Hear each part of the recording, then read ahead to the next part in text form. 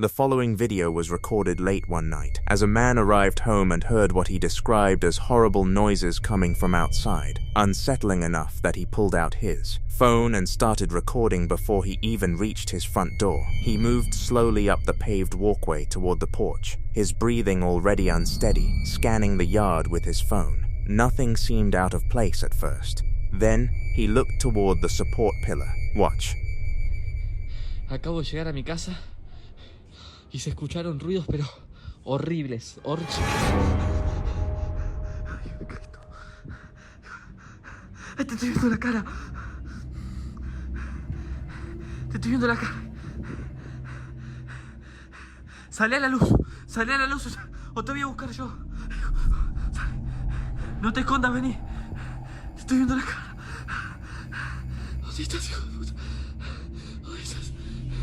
¿Dónde estás? Ay, no te escondas. ¿Dónde estás? ¿Dónde estás? No te escondas. Salí, hijo de puta. Pressed against the wall beside that pillar is a solid black humanoid figure, completely featureless. No clothing, no face, just a dark silhouette with one hand flat. Against the surface, fingers visible. He challenges it directly, demanding it step into the light, his voice cracking between fear and aggression.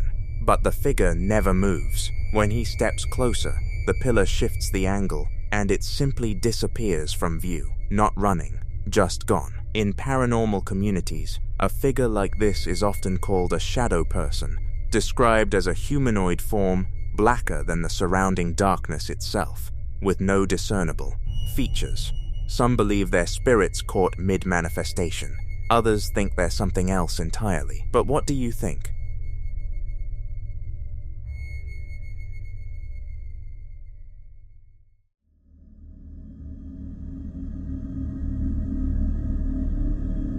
In this next clip, a man alone in his bedroom has been dealing with something he can't explain for 3 nights running. A low, rhythmic creaking or thudding that keeps finding him in the dark, in a room he's certain is empty. He's filming from bed, whispering in Spanish to whoever is watching, his voice already tight, with nerves. You can hear him say it's the 3rd night this has happened, that he's alone in the room, alone in the house, and then the sound starts again. Watch. Llegó la tercera noche que no sé si escuchan ese ruido, pero estoy solo, ¿me entiendes? Estoy solo en la pieza y estoy solo en mi casa. O sea, no, boludo. No, amigo, no. No, boludo, se acaba de mover. ¿Qué? No, miren, para que vean que abajo no hay nadie, boludo. Posta. O sea, no es ninguna... No estoy jodiendo ni nada. O sea, te juro que no hay nadie. Estoy yo solo acá. He jolts out of bed, hits the light, and his reaction to what he sees is immediate panic. A dining-style chair next to his bed has moved. He didn't catch the movement itself on camera, but the way he scrambles to show you underneath the bed, desperate to prove there's no one hiding there, is harder to dismiss than any shadow or flicker. He keeps insisting, almost pleading, that he isn't faking it. The chair, 3 nights, a man alone. If the sound was already there before he turned the camera on, what exactly has been moving through that room while he slept?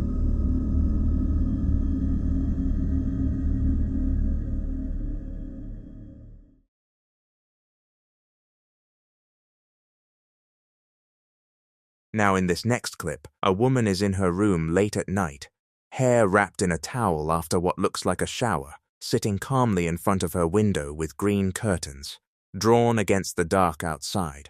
She's holding her phone in selfie mode, singing softly, and if you listen to the lyrics, it's a prayer in Portuguese. Mo Deus. Mo Senhor. Me ajuda, my God, my Lord, help me. Whether she was already afraid before the camera started rolling, or not, nobody can say. Watch. Meu Deus, meu Senhor, me ajuda. É o fim de uma era, eu diria.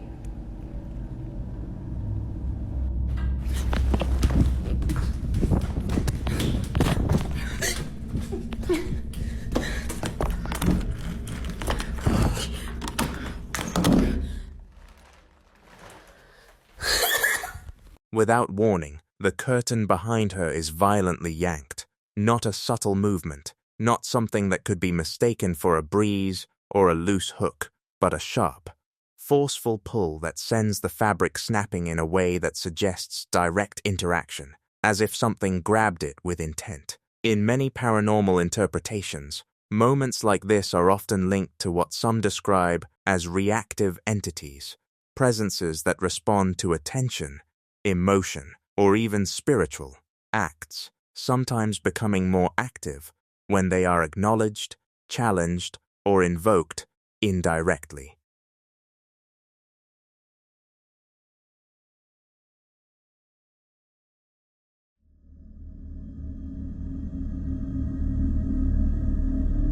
This next clip was recorded by a security camera inside what appears to be a restaurant or bar, sometime in the early hours of January 15th of 2019, 5 am, when the place was completely empty and closed. The footage itself is black and white, grainy, shot from a high angle looking down across the dining area, and someone later filmed their computer monitor playing it back on, their phone. Nothing about the static, empty room suggests anything unusual is present. Watch.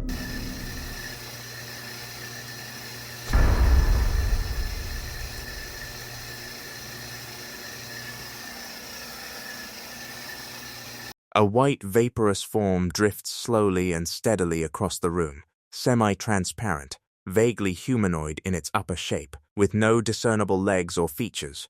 Before it, fades and dissipates near the far wall.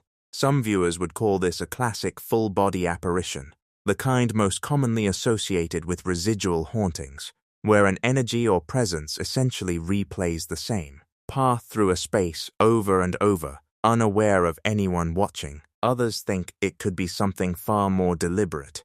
What's harder to explain is how smoothly it moves, not drifting like smoke would in an air current, but gliding with a slow, consistent purpose. So what do you think was crossing that empty room at 5 in the morning?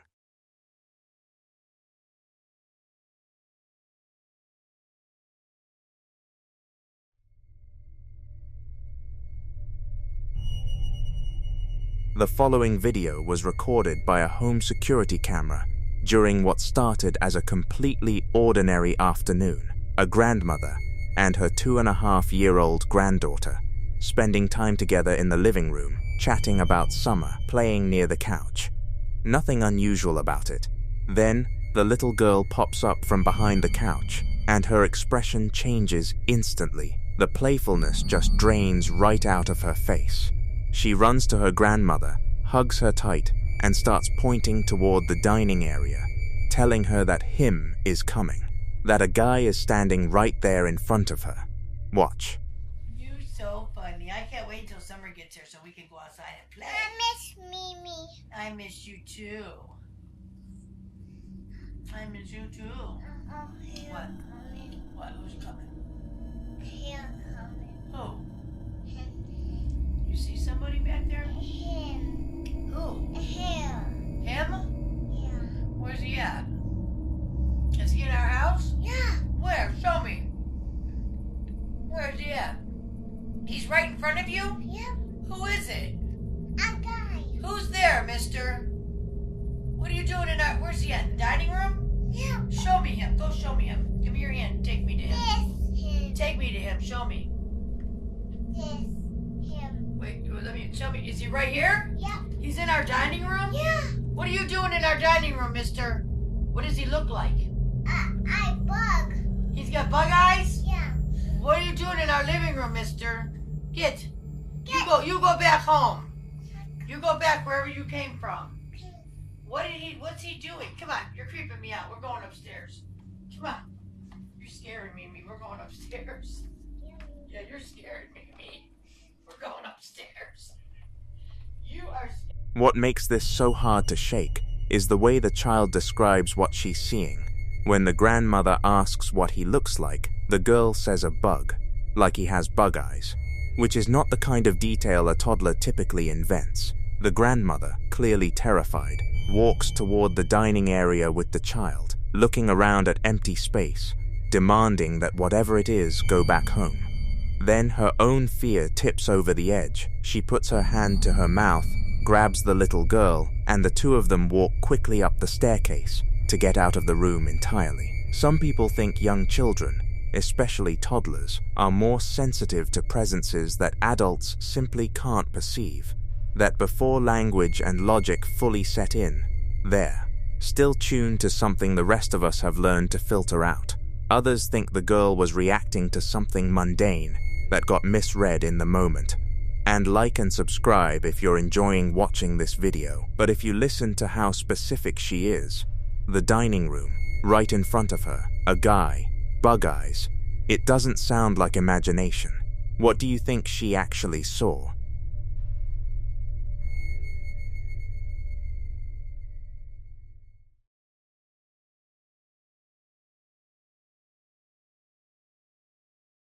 The following video was captured by a man who says he's been dealing with unexplained noises throughout his home for a while now, knocking, creaking, footsteps, and on this particular day, he decided to grab his camera and investigate while his daughter Sky was sleeping on the couch. He walks through the hallway and into his bedroom, narrating as he goes, and at one point he pauses at a wooden cabinet to explain why he keeps a white telescope propped against the door. According to him, the dolls inside, a full collection of porcelain and cloth figures stacked on the shelves, like to try to open it. That detail alone is unsettling enough. But then he opens the cabinet door to show the camera, and moments later, something happens that he clearly wasn't prepared for. Watch. So I keep hearing weird noises. I don't know what the hell it is. It's like knocking, creaking, footsteps. It's either in my room or Sky's room, but Sky's passed out right now. But it's crazy, yo. Hold on. See, she's sleeping.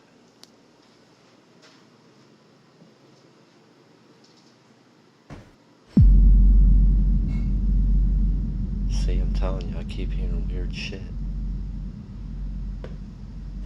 I think it's coming from my room now.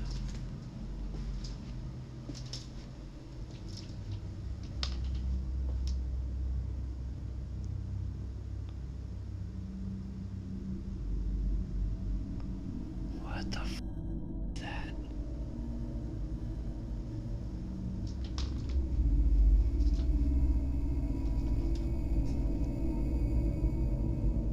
See, I keep this up against the cabinet because the dolls like to try to open the doors and shit. It's weird. I don't know what that sound is though.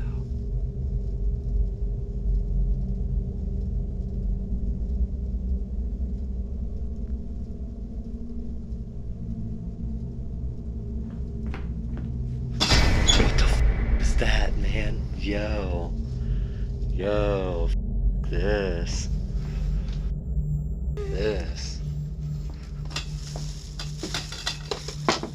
I'm good on that. Yeah. I'm staying out of there. Yo. Bro.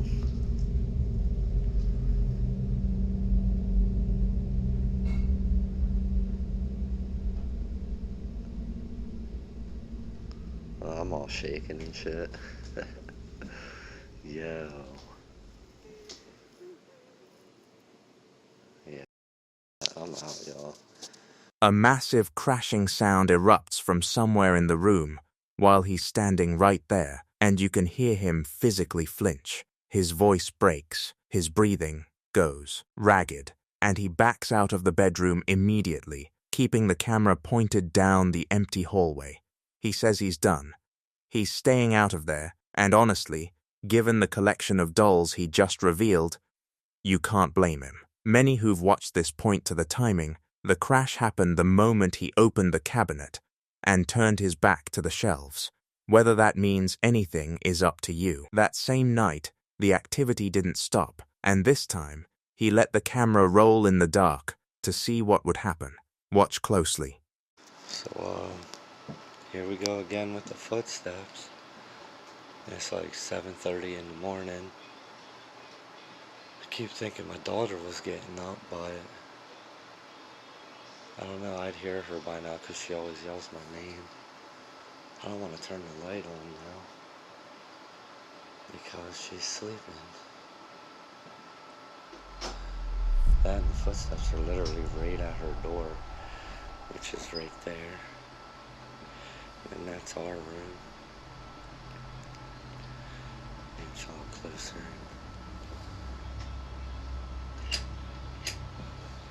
Hopefully this don't wake her up, but I know y'all hear the footsteps. I'm like shaking already. So early in the morning too. See, I know you hear them pacing in there.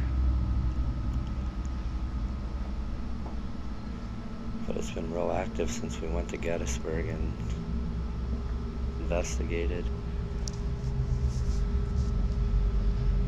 I know you'll hear that.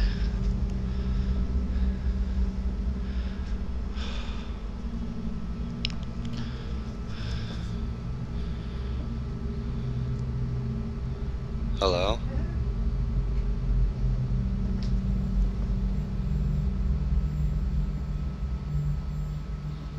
I'm glad she's sleeping. It'd probably freak her out. Hello?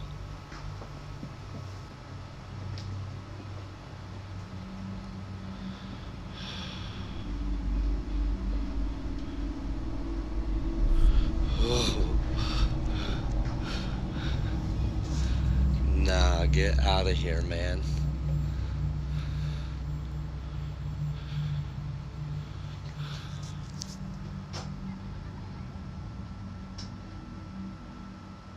Hello?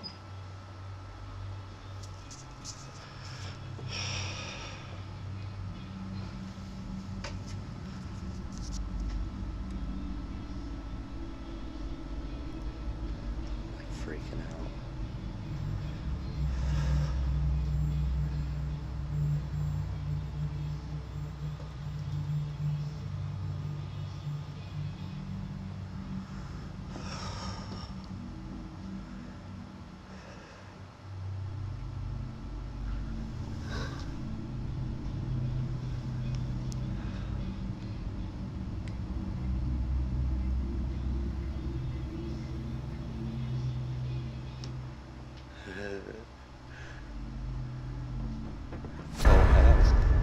Oh hell no.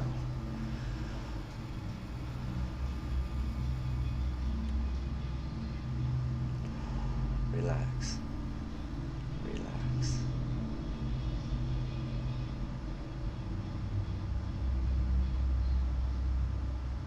Hello?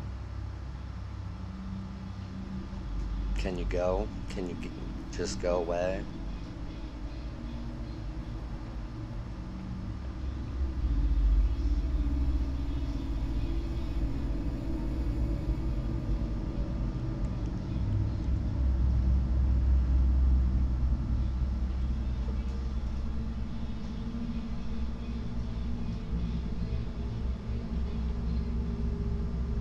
See, did you hear it? The floor creaked again, like something just stood literally right there.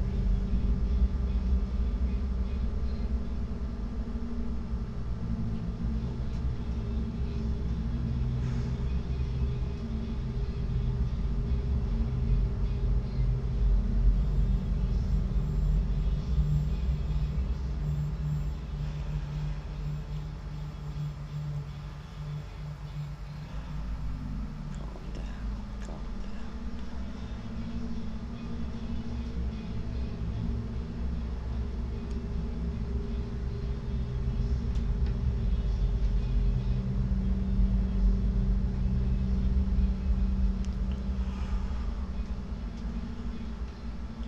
y'all. I don't want to make too long of a video. I kind of don't want to turn it off either, but I know feeding too much into it just makes them more crazy, so if something else happens, I'll definitely let you know. After he flicks on the hallway light and lets the camera settle on the far end of the corridor, the white door at the end of the hall slowly, silently swings open on its own. No sound, no one near it, just a smooth inward movement in an otherwise completely still space. Some viewers point to the two large Raggedy Ann-style dolls propped against the wall in the foreground, suggesting the activity and the doll collection might be connected, that the objects themselves could be acting as focal points for whatever is in the house. Others think the door is explainable through air pressure or a latch that didn't catch, but the silence of it is the part that stays with you. He had a different kind of encounter, not a sound or a moving object, but something he found staring back at her from a reflection. Take a look. If there's anything here, can you make it move again?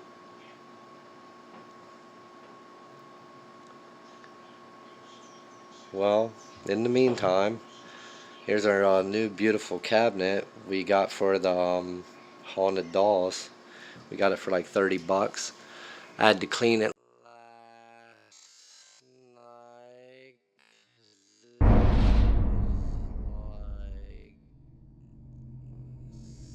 Super dusty. And then it turns out that the dolls won't even fit in it, which sucks because it is such a beautiful cabinet.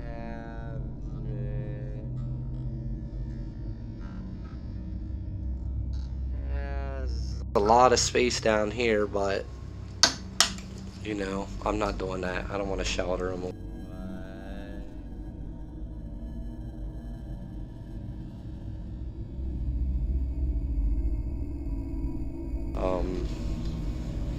But yeah, we're still going to use it for something else though. I guess continuing to look for a better space for the antiques and haunted items. But yeah, if anything else happens, I'll try to catch it. Apparently it don't want to be active right now. In the reflective glass doors of the cabinet, distinct from his own reflection, a figure appears. Skeptics argue it could be a doll positioned out of direct frame, or a child standing somewhere in the room she hasn't shown. But for viewers who followed cases involving reflective surfaces, this fits a pattern: mirrors, glass, still water, places where figures have been reported appearing that don't belong to anyone present. The following video was captured by a man who had already grown used to being woken up in the middle of the night by things he couldn't explain, to the point where it had become a routine, something he no longer questioned immediately, but instead documented, almost as if he knew that whatever was happening would eventually show itself on camera. Before this night, he had been dealing with faint knocks at odd hours, objects shifting slightly out of place, and moments where he would wake up feeling like someone had just been standing over him, watching, only for the room to be completely empty when he fully opened his eyes. Over time, it became harder to ignore, especially when he started hearing low sounds at night, scratching, dragging, and at times something that almost resembled breathing, close enough to feel real, but never visible long enough to confirm. So when it happened again that night, when a loud sound suddenly pulled him out of sleep, he reached for his phone, hoping to finally catch something clear enough to explain it all. What he captured instead only made things worse. Watch.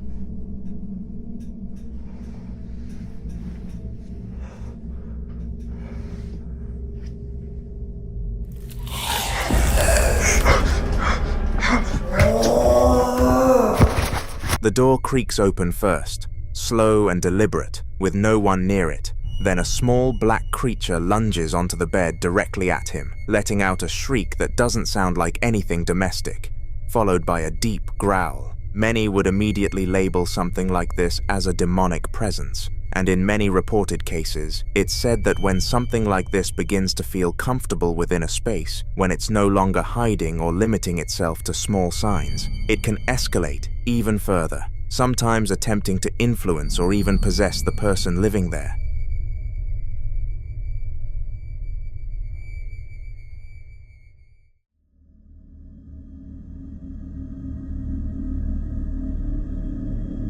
In this next clip, a man in Chihuahua, Mexico, had been running a studio space he'd been using for work. A cluttered, horror-decorated room filled with vintage masks, a porcelain doll, and a large, ornate mirror. He'd already lost a week's worth of security footage because the cloud trial on his camera system expired before he could save anything locally. Then, on a Tuesday night, while he was away recovering from an eye injury, his security camera triggered a movement alert at 9:10 p.m. He ignored it at first. It wasn't until Thursday that he finally came back to check, and that's when things got harder to dismiss. Watch.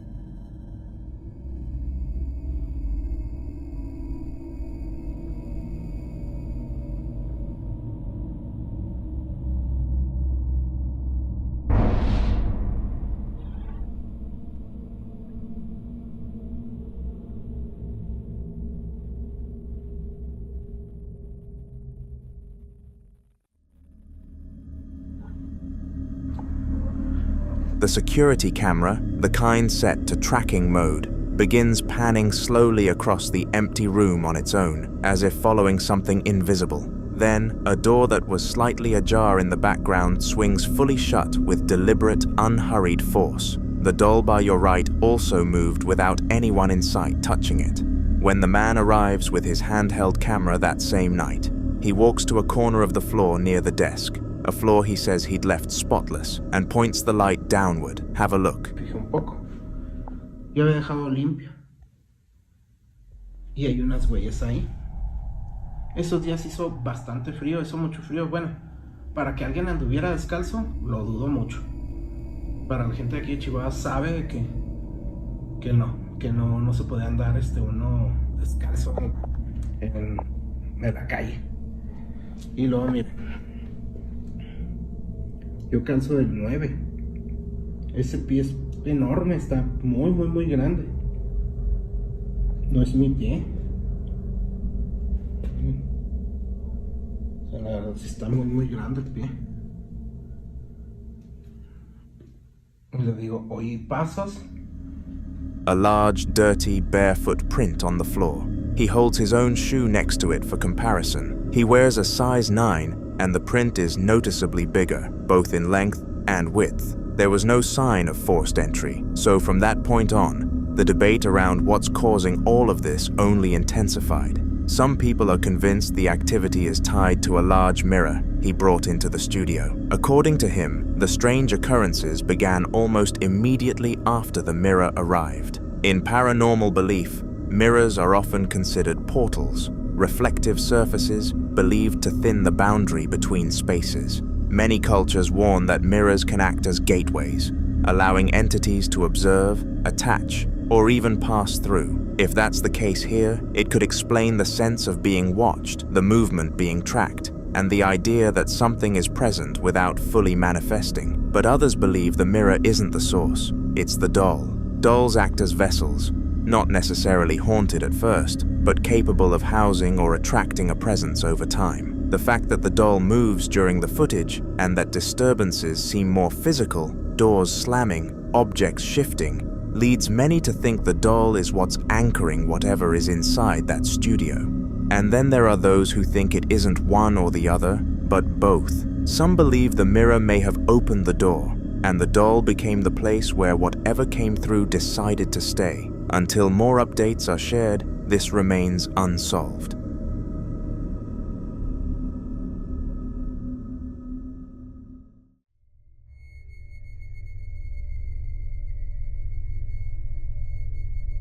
Now in this next clip, a couple decides to do something many people would strongly advise against. Sitting together in a darkened room, candles flickering around them as they place their hands on a Ouija board and ask whatever might be listening to make itself known. Watch. Before this moment, they had already experienced strange activity in their old apartment, which was located right next to a hospital, a detail that, for many people, immediately raises questions, because places like that are often associated with intense emotional energy, loss, and unresolved moments that some believe can linger. They reported hearing unexplained sounds, feeling watched, and noticing subtle disturbances they couldn't explain, which led them to wonder if something might have attached itself to them. So when they moved into their new place, instead of leaving it behind, they made a decision that would change everything, using the Ouija board to find out if whatever they had experienced before had followed them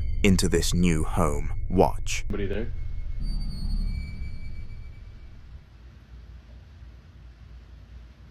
Is anybody there? Can you give us a sign? Can you give us a sign?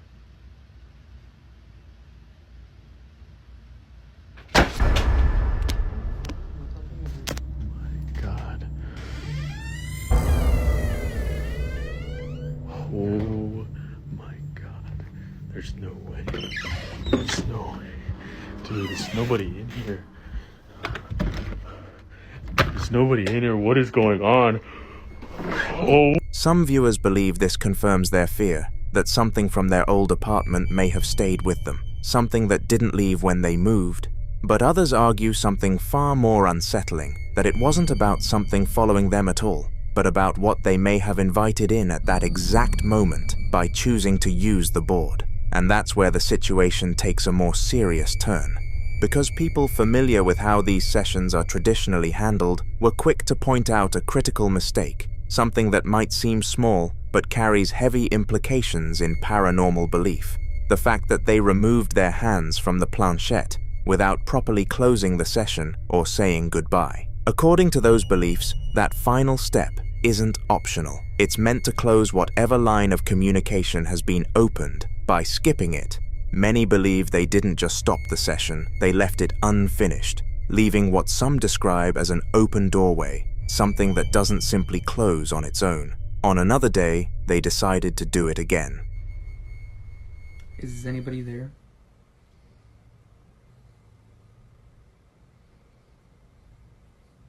Is anybody there?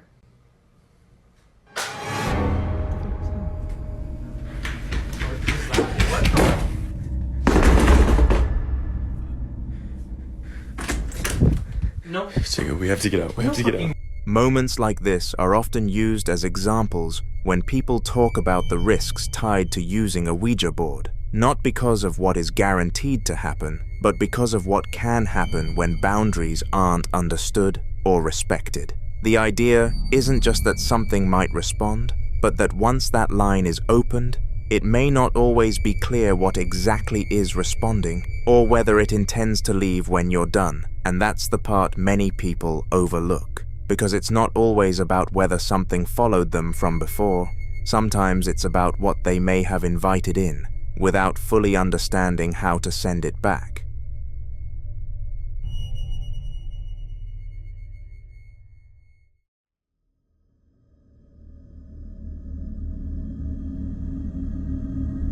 This next video was recorded by a man who has been documenting what he describes as an increasingly aggressive haunting inside his home. And by the time this footage begins, He's already terrified before he even reaches the bottom of the stairs. It started with smaller disturbances, noises in the night, his dog refusing to behave normally downstairs, a growing sense that whatever was in the house was no longer passive. He blames the spirits for recent bad luck in his life, including a car accident, and on this particular night, he grabs his phone and heads downstairs because something has set his dog off again. Watch. Nouvelle vidéo, on entend du bruit, mon chien s'est énervé d'un coup. Devient catastrophique. Les esprits deviennent agressifs. Oui, j'arrive, ma fille. Et pire, c'est qu'ils me portent la poisse. Là, il y a 2 jours, les gendarmes m'ont rentré dans la voiture. Elle était devant chez moi, mais la voiture est épave. Beaucoup de chance. Beaucoup de chance. Et l'excuse, c'est le keuf avait une poussière dans l'œil. Vous y croyez, vous? Ben, moi, malheureusement. Oh putain, c'est quoi ce bordel encore, putain.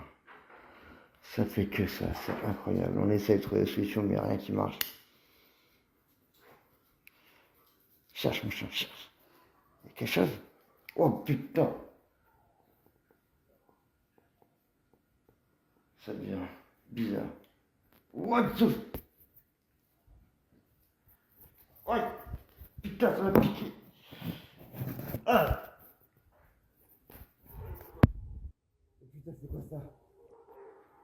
Mais c'est quoi ce délire?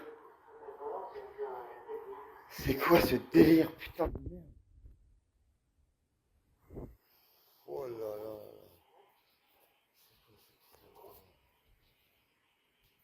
Putain, c'est quoi ce délire?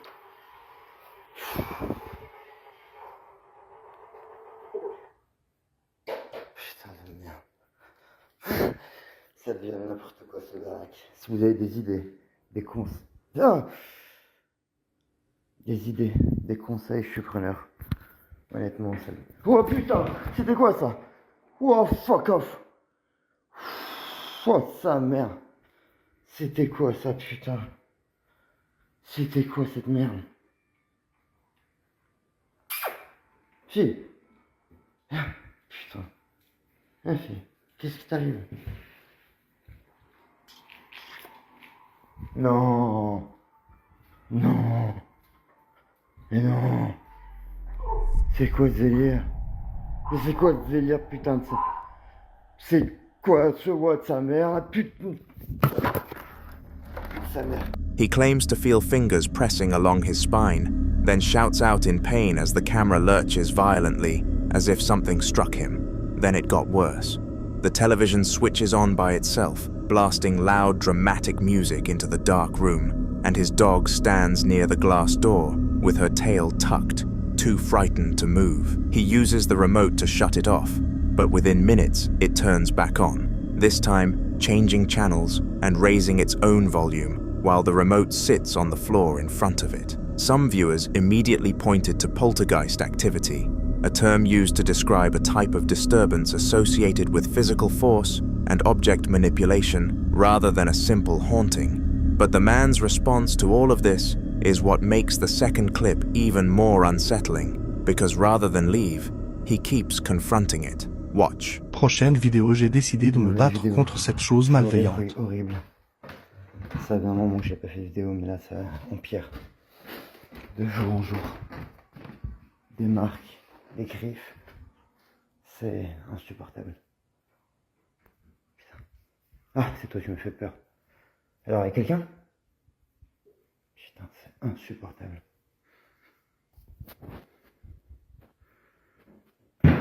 Putain. Putain, c'est quoi cette merde encore? Non, mais c'est pas possible.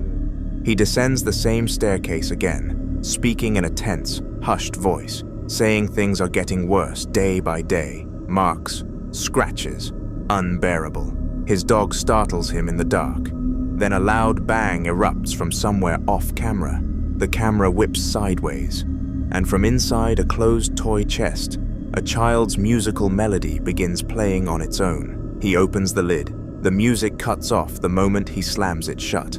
For some viewers, a toy activating inside a sealed chest with no one near it lands differently than anything electronic. It feels deliberate, like something announcing itself. And if that's true, The question isn't whether it's still down there, it's whether it ever planned to stop.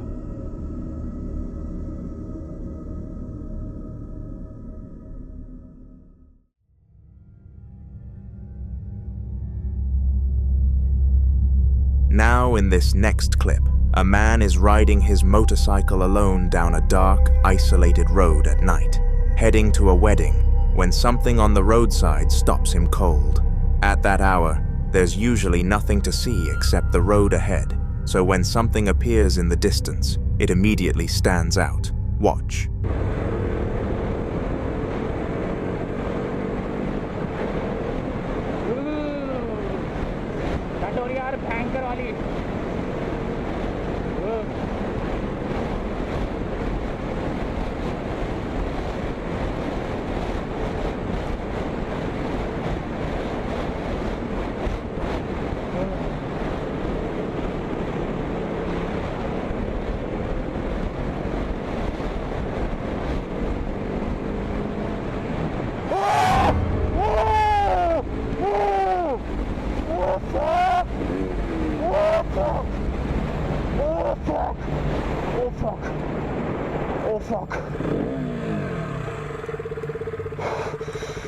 Fuck, man.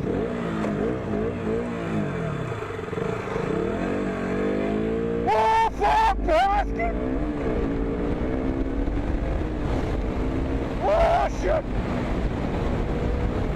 Oh, shit, man! Oh, shit, man! Oh!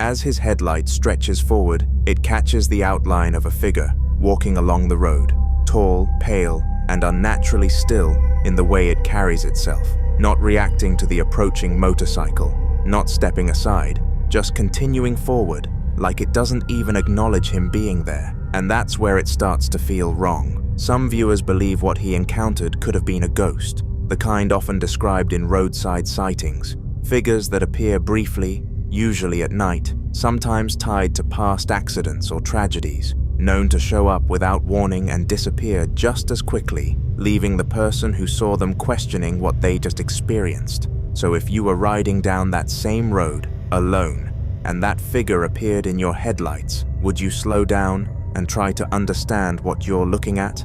Or would you keep going and not look back?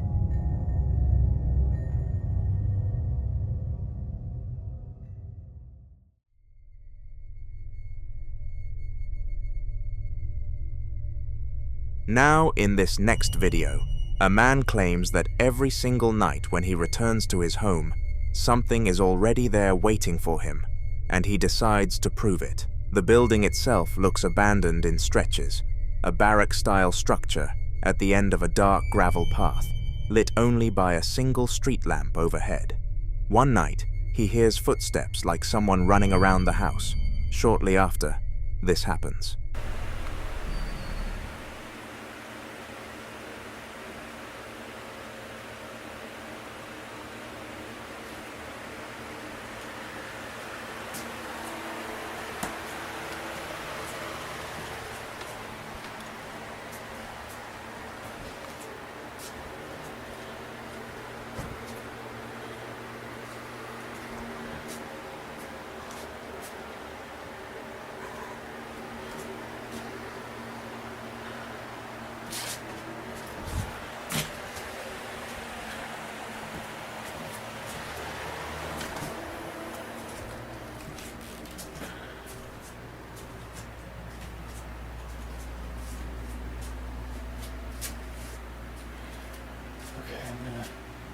I don't know what that was, so I'm gonna set up my camera here. Watch down the hallway.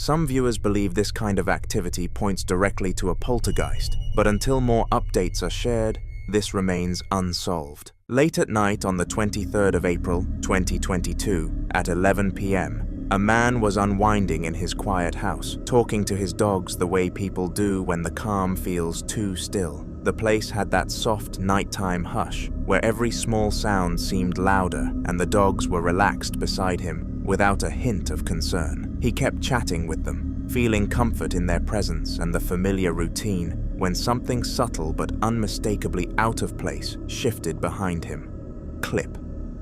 One of the chairs at the dinner table leaned back on its own.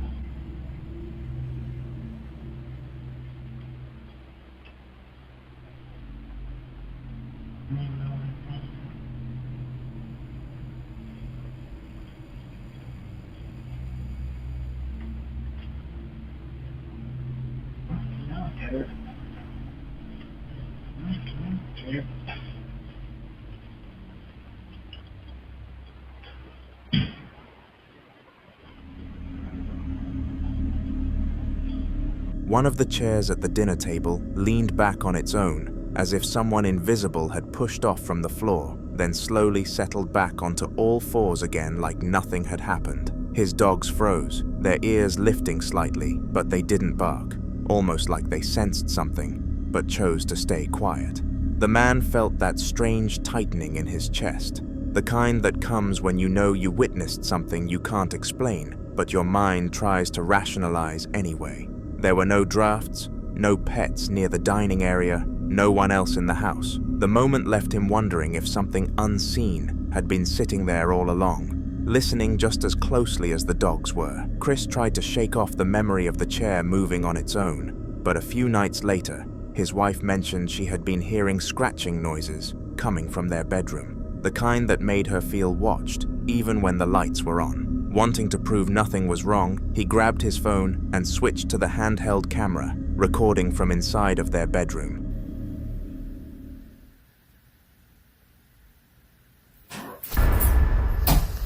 But wifey says she's been hearing scratching noises, or like,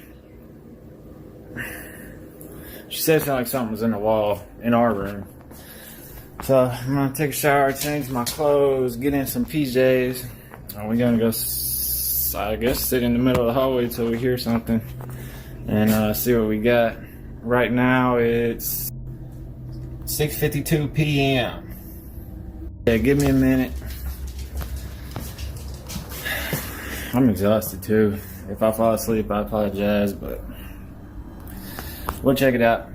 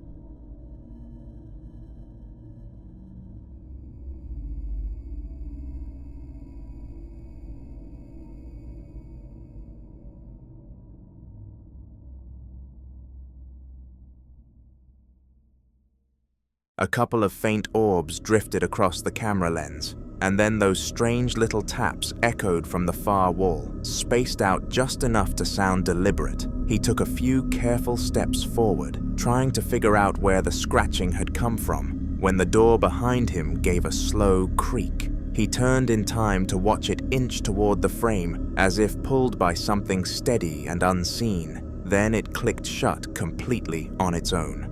Sitting there with only his phone and the sound of his own breathing, Chris felt the same familiar dread creep up his spine, the kind that told him whatever was in their house had finally decided to make itself properly known.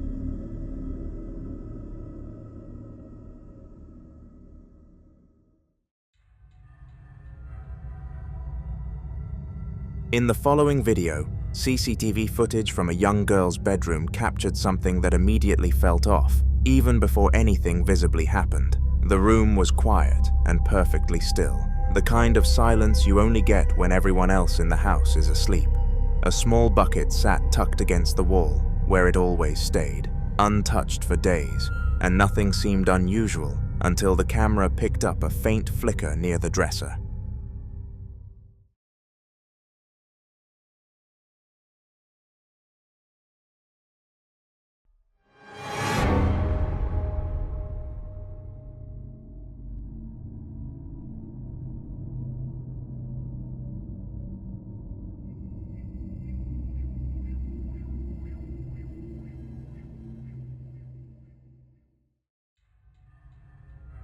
Without anyone in the room, the bucket suddenly tipped onto its side, then rolled with a slow, deliberate movement straight toward the middle of the floor, as if guided by an unseen force.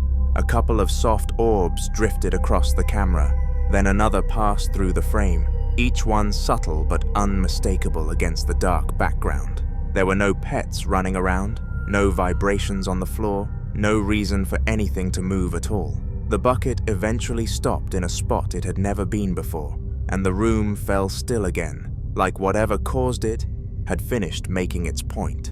Watching it back, it felt less like a random accident, and more like something inside the room was trying to draw attention, leaving behind a quiet question the footage couldn't answer. CCTV footage from the kitchen in the same house showed a late quiet hour, the kind where every shadow sits still, and nothing should be moving on its own. After the strange activity in the girl's room, the family had moved her doll onto a high shelf in the kitchen, hoping to keep it out of the way while they tried to figure out what was going on. The room looked normal in the video, but there was an odd heaviness to the frame, like the space was waiting for something to happen.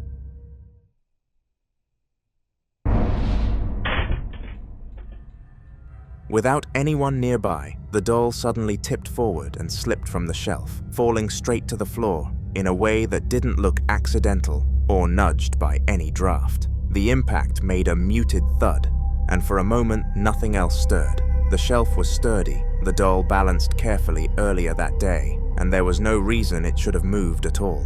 Watching the footage back, the fall felt intentional, like whatever had rolled the bucket earlier wasn't confined to just one room, and had followed the object into the kitchen to make its presence known again. Late that night, their baby monitor picked up more than just the soft breathing of their other child, showing a dimly lit room that should have been still and safe. The parents had been debating whether to move both kids back into the same room after everything that had been happening, hoping it might make them feel more secure, but the monitor ended up capturing something that pushed that decision into question.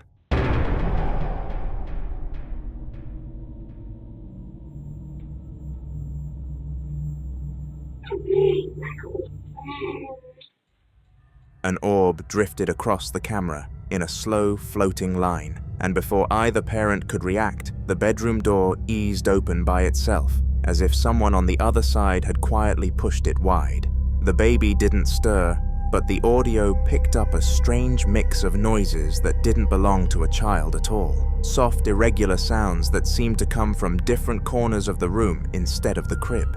For a moment, the monitor felt like a window into something they weren't supposed to see. The kind of activity that made every instinct tell them the house wasn't calming down, but escalating. Knowing their child was sleeping peacefully, while the room around them shifted and whispered on its own, made the parents rethink everything, wondering if putting both kids together would really keep them safer, or just expose them both to whatever was moving through the halls at night. After everything that had happened, the parents finally decided it wasn't worth the risk anymore and moved both kids out of their rooms for the night, letting everyone sleep together just to feel a little safer. The house felt different once the bedrooms were empty, quieter in a way that didn't feel comforting, almost like whatever had been causing all the activity was waiting to see what they would do next. They left the doll in their daughter's room from the first clip, partly because they didn't want it near the kids, and partly because they wanted to know if anything else would happen without anyone inside.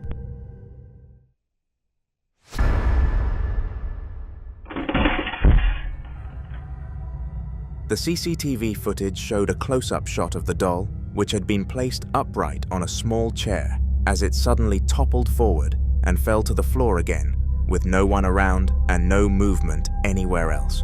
It didn't slide or wobble first, it just dropped, like it had been pushed or yanked by something unseen. The chair stayed perfectly steady, the air didn't shift, and after the doll hit the ground, the room went back to being completely silent.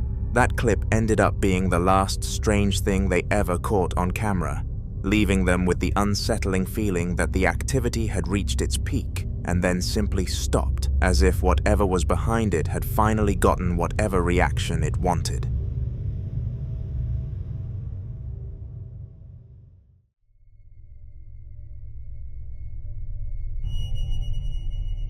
At the Jefferson Palace Hotel, a man working late claimed that a giant decorative candle had been sitting right in the way of a pool player earlier that evening, so he and a co-worker moved it to another spot just to keep the area clear.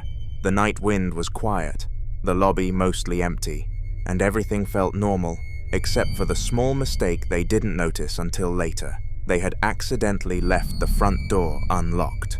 Hours after closing, they returned to check on something and found the candle lying on the ground, even though no one else was supposed to be inside. Video of something that happened earlier today. So this candelabra, this big giant one right here, was in the way of one of the pool players last night. So they moved it. It's not the lightest thing to move, but they moved it in front of this door.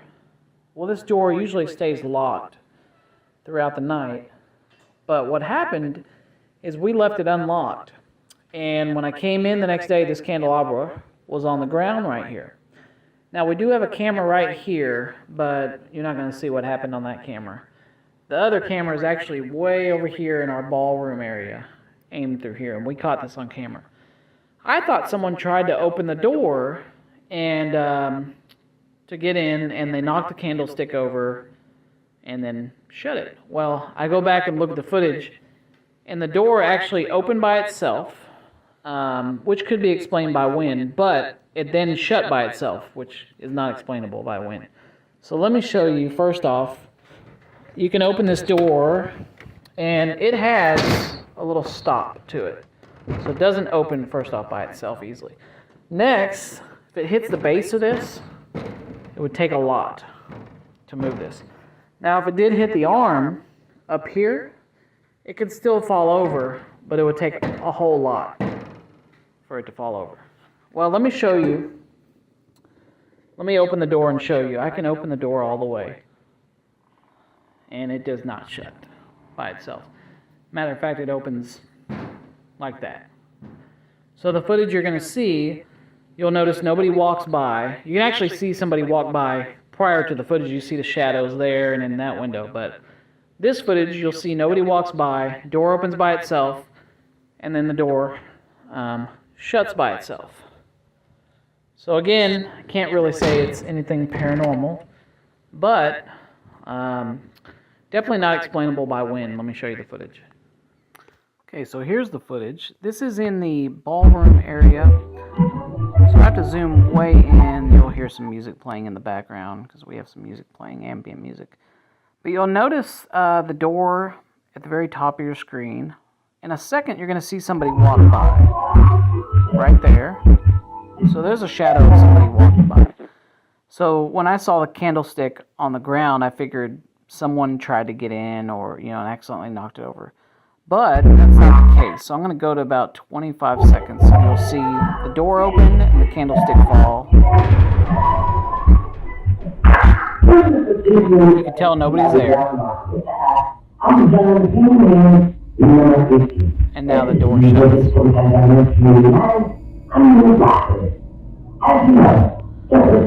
So kind of weird because you notice in the previous video, and I've done a lot of debunking on my videos, but the door doesn't shut by itself. It was not one of those deals where it's like a vacuum with the air conditioning or anything like that. Again, I can't say it's anything paranormal, but can't explain it. So let's watch it again.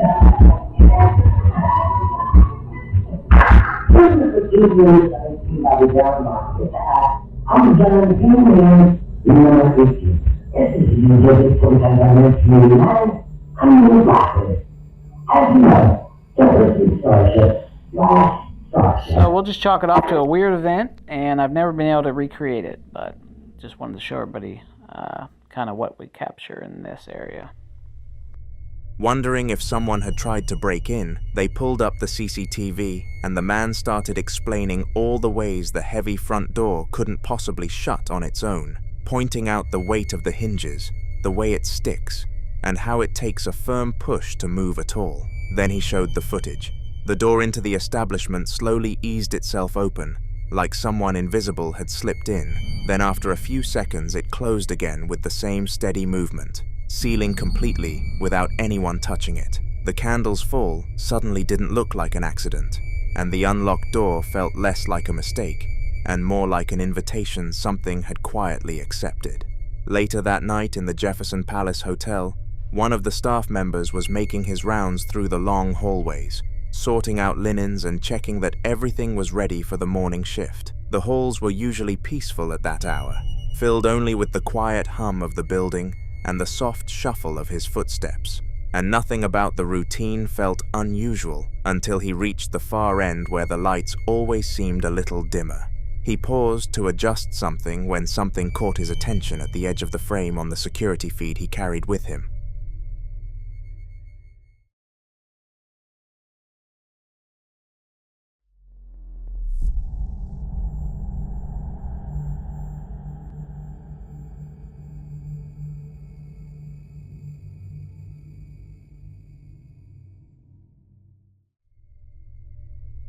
A door beside him eased itself open with a slow, careful movement, stopping just wide enough to suggest someone might step out. Then after a moment it swung shut again without anyone touching it. The staff member stood frozen for a second, staring at the door that had settled back into place like nothing had happened, and the silence afterward felt heavier than before. There were no guests in that wing, no draft strong enough to move anything, and the door had always been known for sticking, not swaying. The moment left him with the uneasy sense that whatever had wandered through the front entrance earlier hadn't stayed in the lobby, but had drifted deeper into the hotel, watching from behind doors that shouldn't have been moving at all. The following clip was recorded by a girl on her 15th birthday. The house was full of relatives, music playing in the background, wrapping paper scattered across the floor as she laughed and unwrapped gift after gift. At one point, she picked up her phone to film a short video for her school friends, wanting to show them one of the dolls she had just received. But before she could even finish the video, something happened. Watch. Bueno, aquí les presentamos a la muñeca de Bessie que se la regalaron a sus 15 años.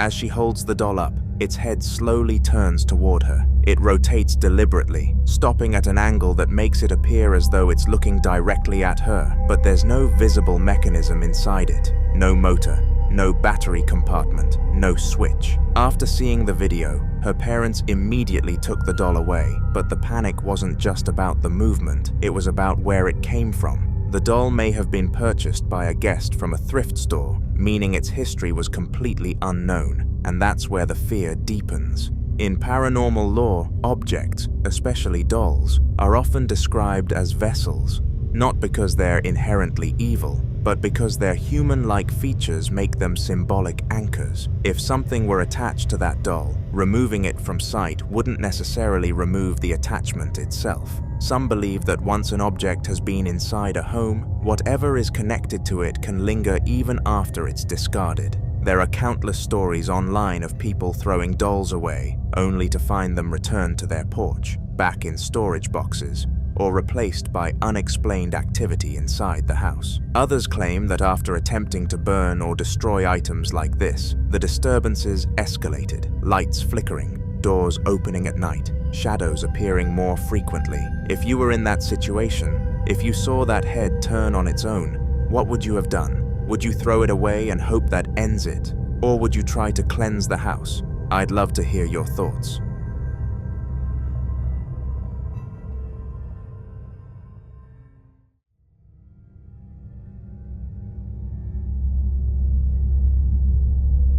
This next video was captured on a man's Ring camera late at night, and ever since reviewing the footage, he says he hasn't been able to look at his front yard the same way again. Watch. Caught this on my Ring camera last night.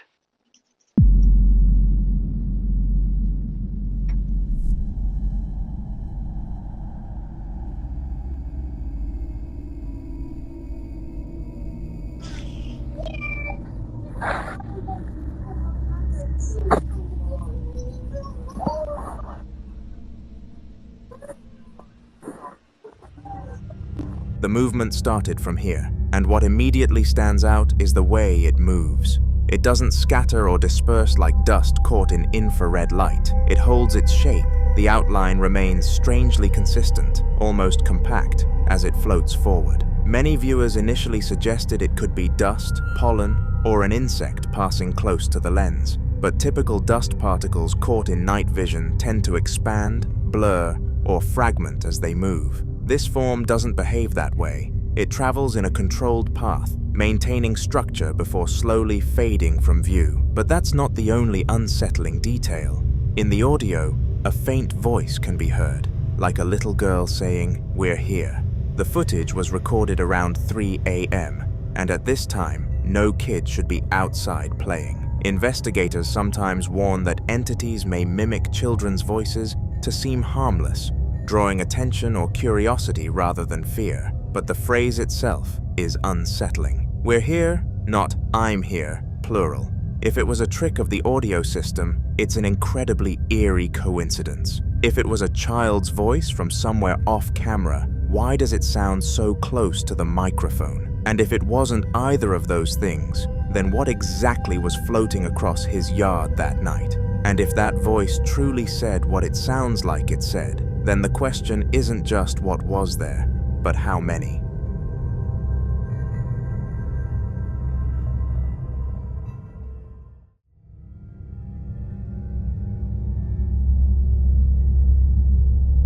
Now in this next clip, a man known online for his extensive doll collection captures something unsettling inside his daughter's bedroom, and it happens while she's asleep.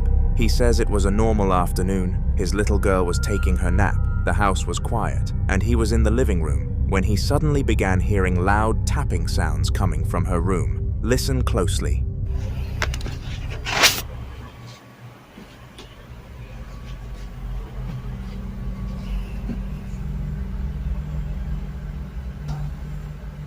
What is that? See, it ain't my daughter because she's napping right there on the bed.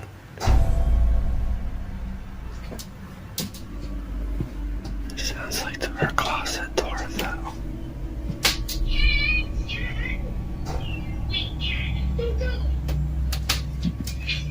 Try not to wake her up.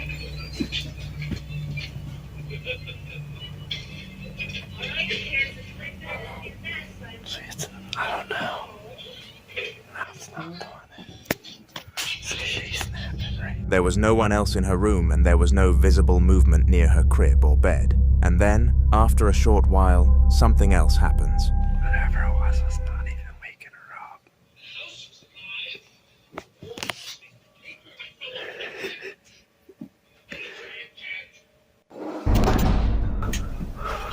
Yeah, nah.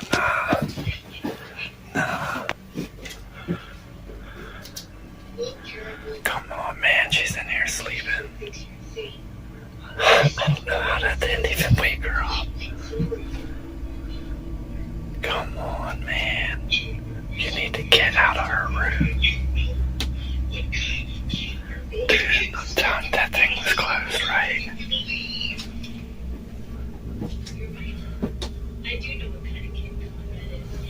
Come on, man. Now why is she sleeping? Man, I am good on that. You need to get out of her room.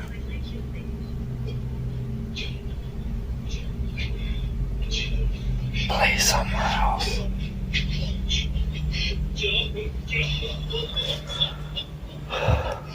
What the man?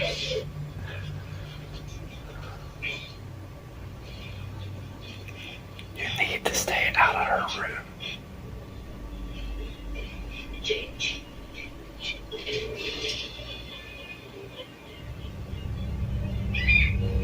People familiar with this family already know that the man collects dolls, dozens of them, many antique, some with glass eyes, some displayed throughout the house.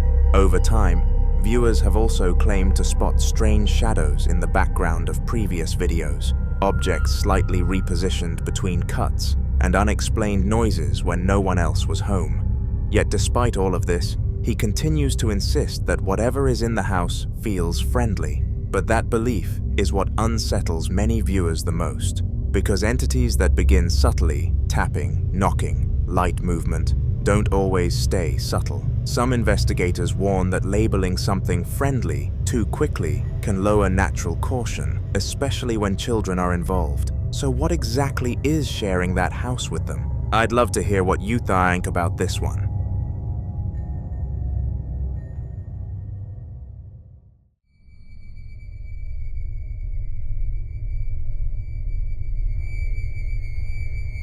The following video is about a man who claims the activity in his home became so disturbing that he eventually had to leave and stay at his girlfriend's house just to get a break from it. It started with small disruptions, unexplained bangs in the middle of the night, doors clicking shut when no one was near them, and lights that would suddenly shut off and remain off for several long, deliberate minutes before turning back on by themselves. He describes those moments as the worst part, standing in complete darkness at 4 a.m., waiting, feeling as if something was intentionally holding the room in silence before restoring the light. Then one morning, around 4 a.m., he woke up to the sound of laughter clear enough that his first instinct was to assume it was his TV, but when he checked, the television wasn't even on. Some viewers tried to analyze his situation, but to prove that it wasn't just the house, he decided to leave for a few days and stay at his girlfriend's place. He believed that if the disturbances stopped, then the house was the source. Watch. So yeah,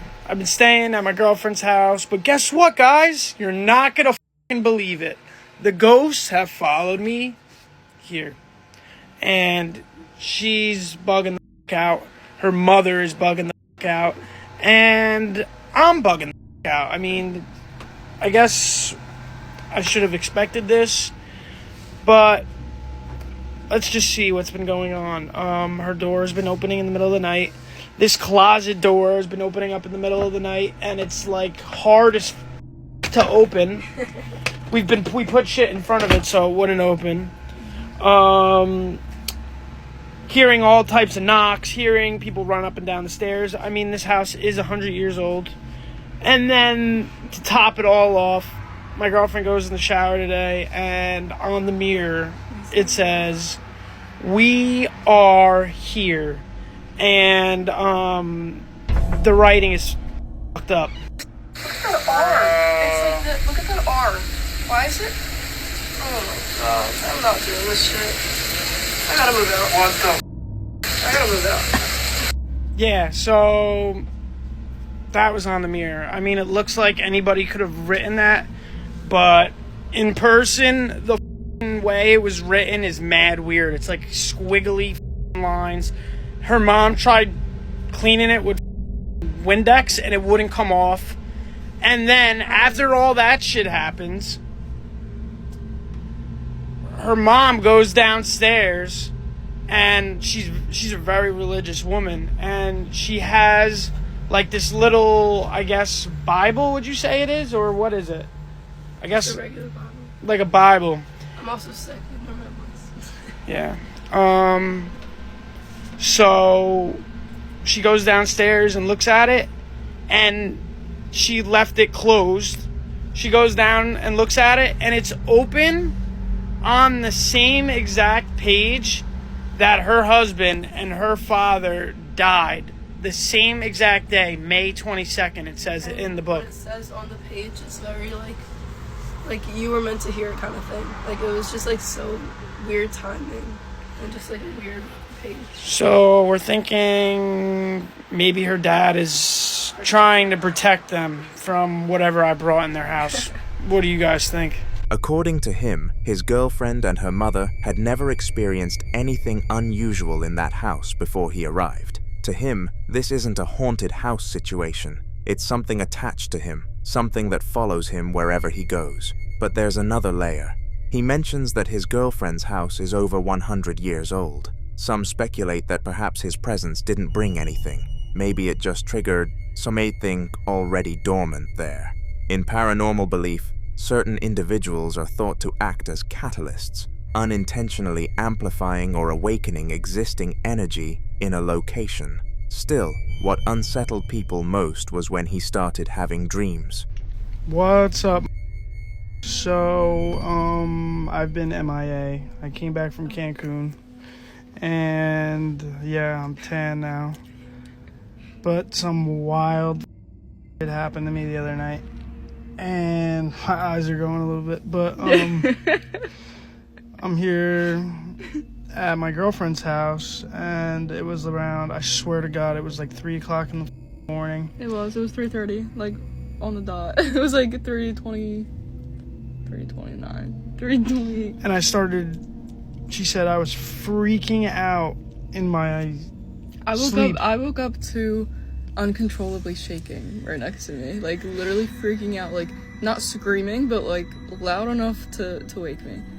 And he was freaking out, shaking like a seizure almost. Yeah, and I had no recollection of it at all. Nothing. Said his name about 10 times, wouldn't wake up. I smacked him so hard across the face, and that's when he shot up.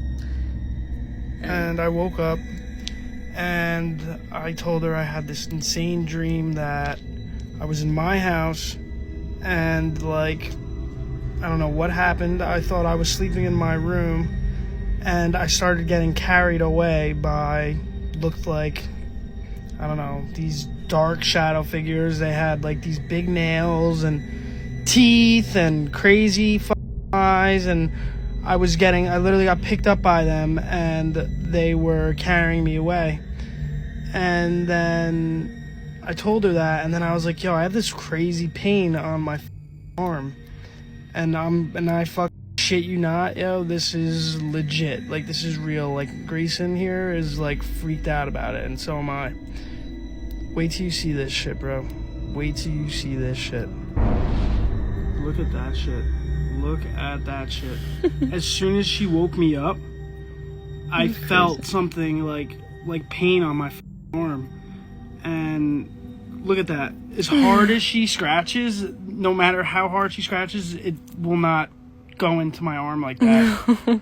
No, this is crazy. Didn't I tell you though, when I woke up my arm was hurting? Yeah, it's 3. And it's literally 3 scratches. 2 long ones and a short one. Vivid dreams involving attack, paralysis, or shadow entities are sometimes interpreted as spiritual oppression, especially when they are accompanied by physical sensations. To make matters worse, he began waking up with unexplained marks on his body, and this made many people believe whatever is in that house is after him. But I'll leave you to be the judge of this one.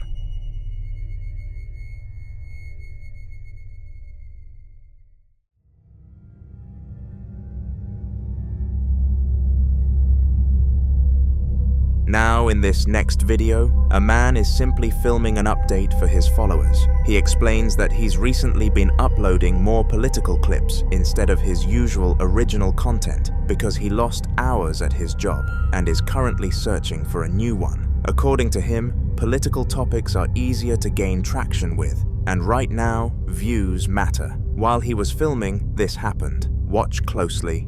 Alright guys, I'm gonna try and make this one quick. This is just kind of update video. People have been wondering why I've been uploading so many news clips, so many political videos, and why I haven't been uploading any original content lately.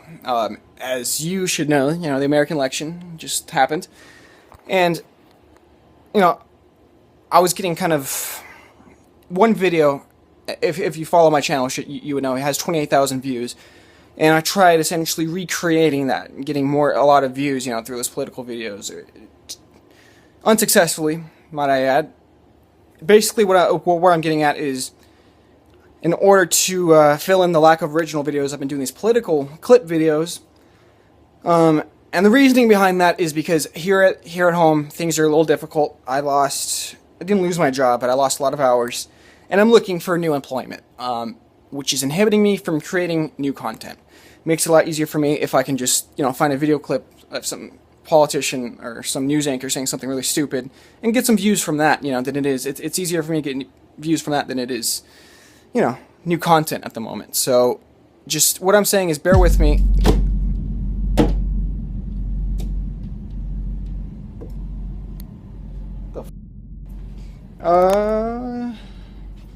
Yeah. It was weird.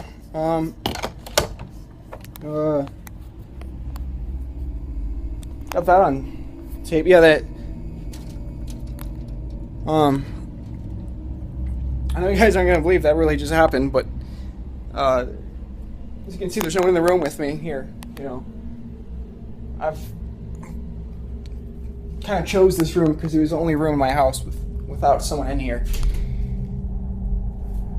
Yeah, that was guys. This isn't. It's a string, right? But that's just kind of an Ethernet cable. You could,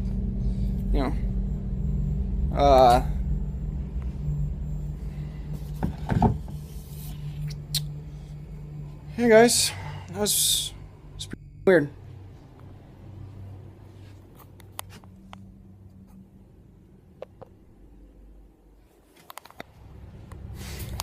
People often claim that activity can begin subtly, small disturbances, objects shifting, electronics malfunctioning, before escalating into something more noticeable.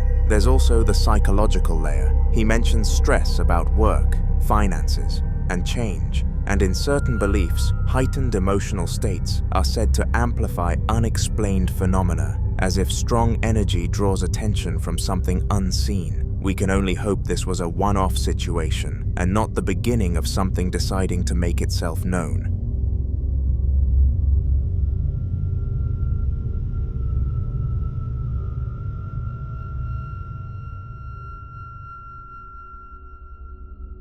In the following clip, a group of paranormal investigators acquire 2 dolls from separate owners who both claimed the objects were responsible for disturbing activity inside their homes. According to the previous owners, one of the dolls had been linked to persistent knocking sounds that seemed to follow it from room to room. Lights would flicker whenever it was moved, and one family claimed they repeatedly found it repositioned in places they were certain they hadn't left it. The second doll, the one dressed in a red cloth, was reportedly associated with whispering sounds at night and sudden cold spots that formed specifically around the shelf where it sat. One owner even said her child refused to sleep in the same room with it after insisting the doll blinked.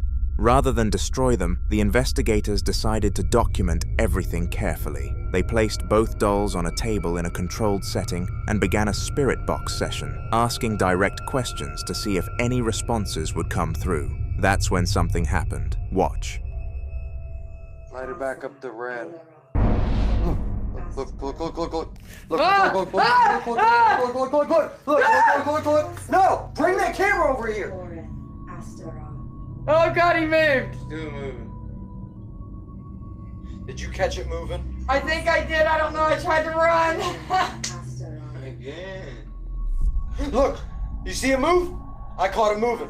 Yeah. If you look closely at the doll with the red cloth, its head appears to shift slightly to the side. It is believed that objects that have been repeatedly associated with fear, attention, and belief can sometimes become what investigators call trigger objects, meaning they act as focal points for activity because of the emotional energy surrounding them. The red cloth itself also caught viewers' attention. In certain folklore traditions, red fabric is believed to either attract or contain spiritual energy, depending on how it's used. If the doll did move on its own, then the implication is clear. Whatever the previous owners were experiencing may not have been imagination. So if something truly is attached to it, then is bringing it into a new environment going to quiet it, or will it simply give it a new audience?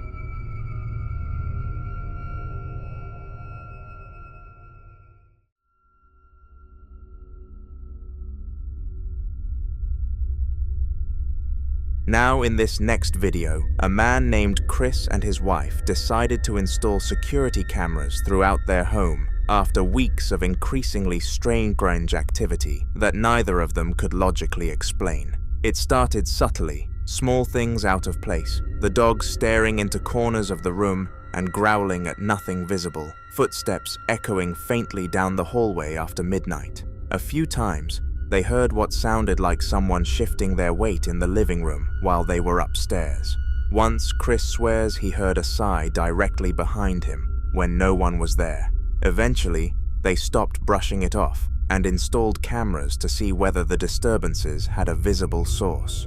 One night, Chris was sitting in the living room with the dogs resting nearby when something happened that changed how he viewed the house entirely. Watch.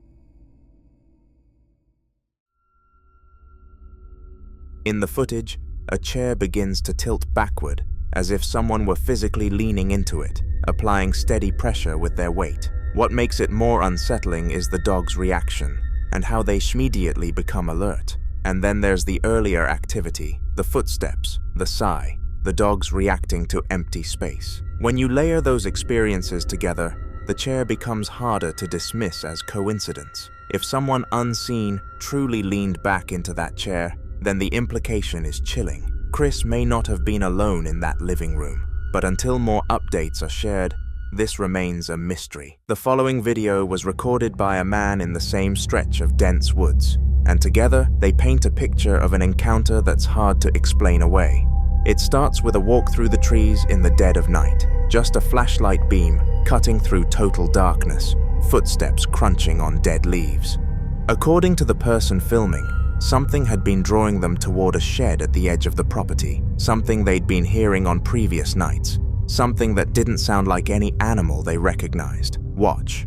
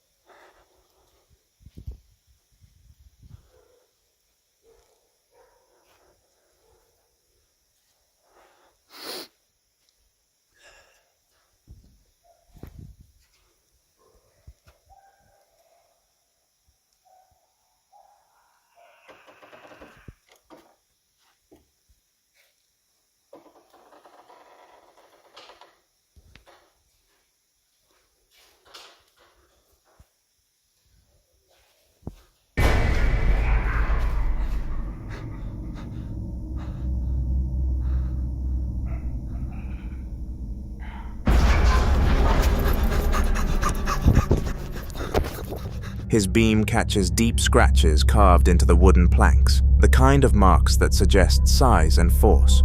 Then what erupts from inside that shed is a sound unlike anything a domestic animal produces. A thunderous metallic crash, followed immediately by two full-throated guttural roars that shake the air, and the person filming bolts into the darkness without hesitation. Many viewers believe the size and depth of those claw marks alone rule out anything common. Others point to the white cloud of vapor that fills the frame in the moment after the roar, too sudden and too dense, they argue, for a simple breath in cold air. No one has a clean answer, and whatever was inside that shed never showed itself on camera. But the night wasn't over. Deeper into the same woods, the same person, still filming, still moving, begins hearing it again. A series of high-pitched, anguished screams coming from somewhere between the trees, the kind of sound that pulls at you even when everything rational says to turn around. Watch.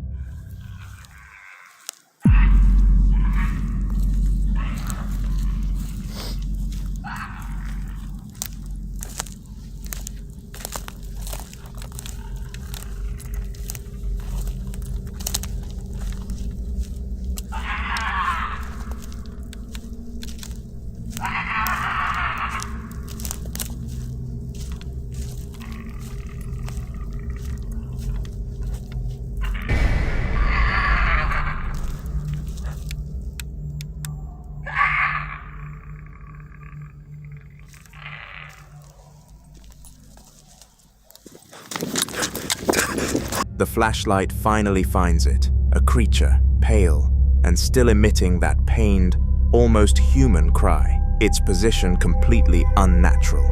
Some called it a crawler, a term often used online to describe pale, thin, humanoid figures said to move on all fours or with an unnatural gait, usually reported in forests or isolated areas. Others went further, calling it a skinwalker, though that carries a very different and much deeper meaning. In Native American Navajo folklore, what is often referred to as a skinwalker is believed to be a shape-shifting entity, traditionally described as a person who has gained the ability to transform into animals, often associated with dark practices, and considered highly taboo to even speak about openly. It's not just a creature, but something tied to human intent, something far more complex and culturally specific than the way the term is often used online. That distinction matters because while crawlers are more of a modern internet label for unexplained sightings, skinwalkers belong to a specific cultural belief system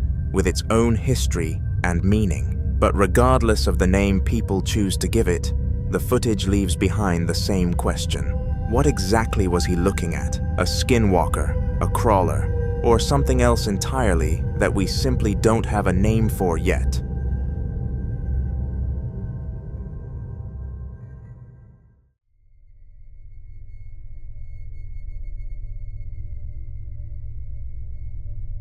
This next footage comes from a home security camera recorded in the early hours of a September morning back in 2002, the kind of footage that sat unnoticed for years before someone finally went back and reviewed it. Watch.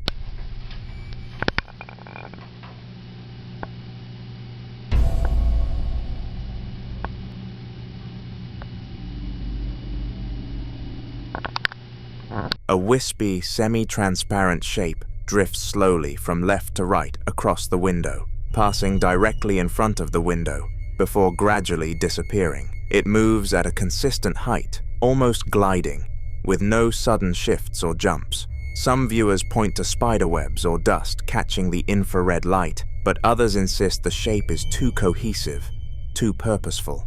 Others suggest it could be a person walking past the window, but there's a detail that complicates that theory. The bottom of that window sits about 6 feet off the ground, and the location itself is isolated, miles away from the nearest road, with no streetlights, no nearby houses, and no reason for anyone to be passing by at that hour. So the question remains, what exactly was drifting past that window that night? You decide.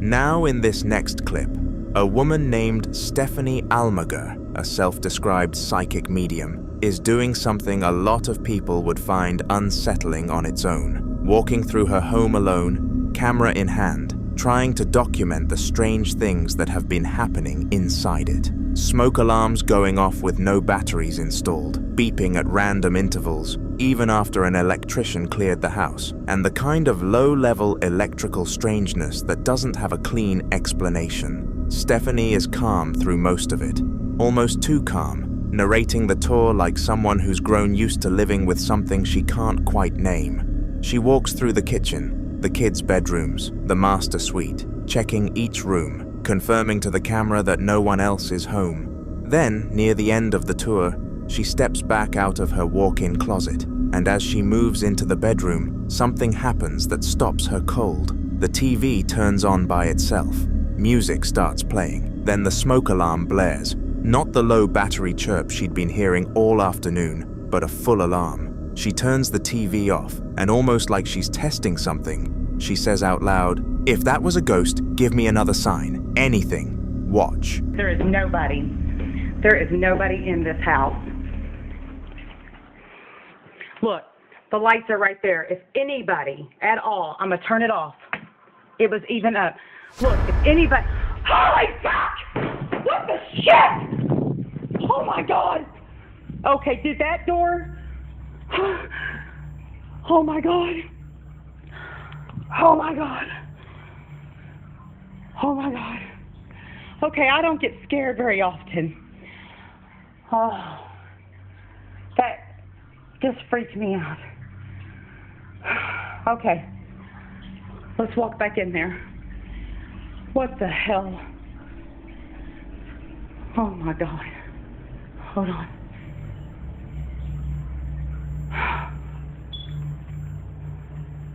Holy shit. There was a rock in front of that door. Look, and there is nothing. There is no strings. There is nothing. Look. Prove this. Look, there is nothing. Nothing. I can't even open it.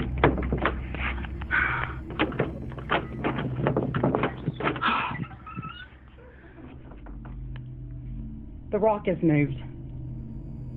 I am not losing my mind. What the hell? There is nobody in here. Look, there is nobody anywhere. I just went through here. I'll show you every room again. Look. I'm going to put this rock back. Hold on. What the hell? Right there. Look, there's no strings. That freaked me out. Look, nobody. Okay, I think it's time that whatever ghost is here messing with me today takes off, because this is just, look, there's nobody. There is nothing. There is nobody anywhere in this room. Look, the alarm is going crazy though. Maybe I'm antagonizing them right now trying to do this, so I'm going to go ahead and say bye for today. And for now... What follows that flash is pure panic. Stephanie screams, runs, and the camera captures the kind of frantic, unsteady footage that's almost impossible to fake. The breathless terror of someone genuinely trying to process what just happened to them. And then she finds the door to her daughter's bedroom. The door that she'd propped open herself, using a rock before the tour even started. It slammed shut, and the knob won't turn. When she finally forces it open, the rock is far away from where she left it. A lot of viewers in the comments point to the sequence as what makes this hard to dismiss. Not any single event, but the escalation. The beeping, the TV, the alarm, the flash, and then the door. Stephanie spent years living with low-level activity she describes as manageable. Now she's wondering if asking for that sign was the moment something in that house decided to actually answer.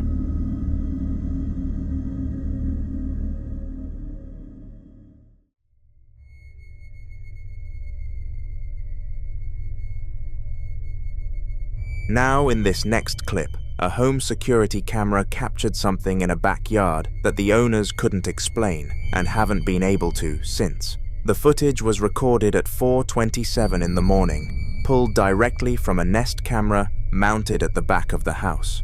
At that hour, the yard should have been completely empty.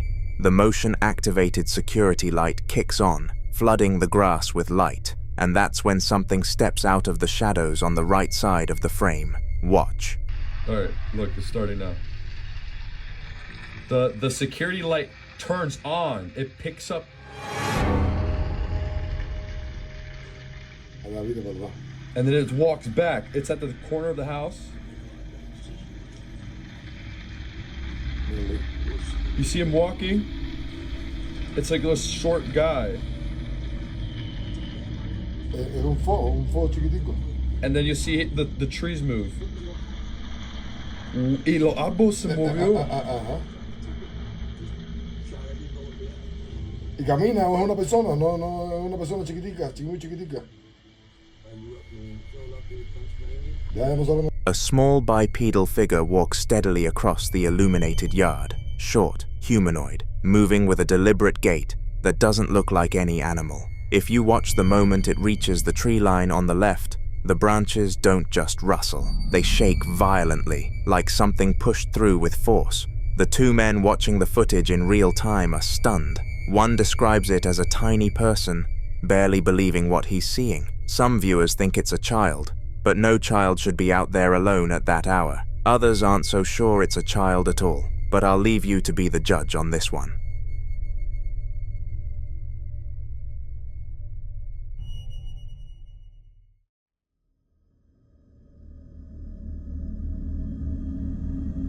Now in this next clip, a man takes on a painting job in a house that's been abandoned for quite some time. The kind of place where everything feels still on the surface, yet carries that quiet tension that makes you aware of every sound, every movement, every echo that shouldn't be there. From the very first day he starts working, he notices small things that don't quite sit right, faint noises traveling through the walls, subtle shifts in the atmosphere, and that persistent feeling that the house isn't as empty as it looks. Still, he brushes it off, focusing on the job he came to do. While painting one of the rooms upstairs, he begins to hear sounds coming from the basement, so he decides to check it out, expecting something explainable, maybe a rat, maybe loose debris reacting to movement, something logical. Watch.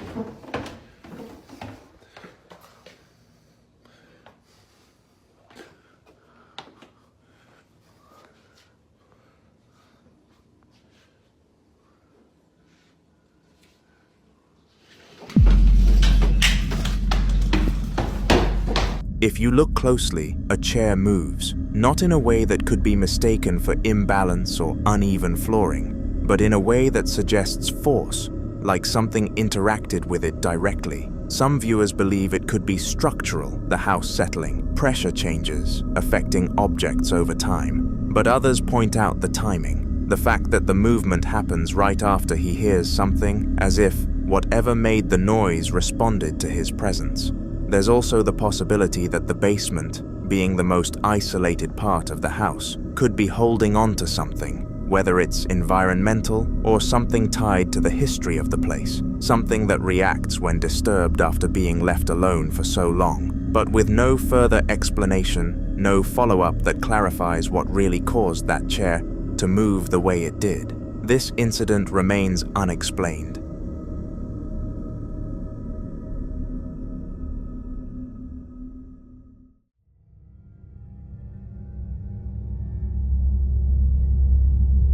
The following video was recorded inside a woman's home, a house she describes as significantly older than anywhere she's lived before, and one that's already been giving her reasons to pay attention.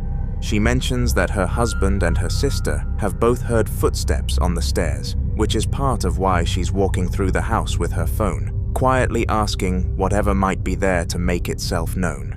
She props the camera at the base of the staircase, looking up toward the landing where a bathroom light is on and a framed picture hangs on the left wall, and then she waits. What follows is a slow escalation that's hard to dismiss once you've seen the full sequence. Watch.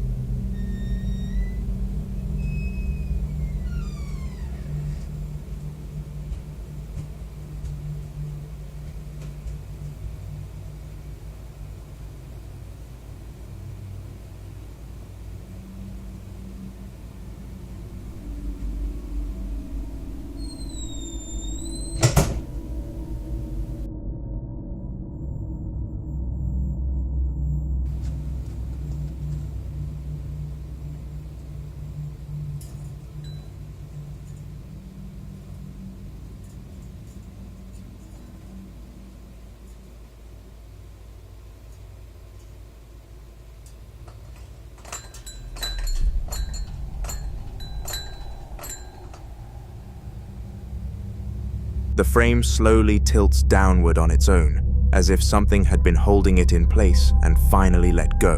And after the stairwell goes quiet again, you hear it, a faint metallic jingle, like a small bell, sounding twice in an otherwise completely silent house. Some viewers believe the shadow movement is the most telling detail, suggesting multiple presences rather than just one. What would you make of that sequence if it had happened in your own home?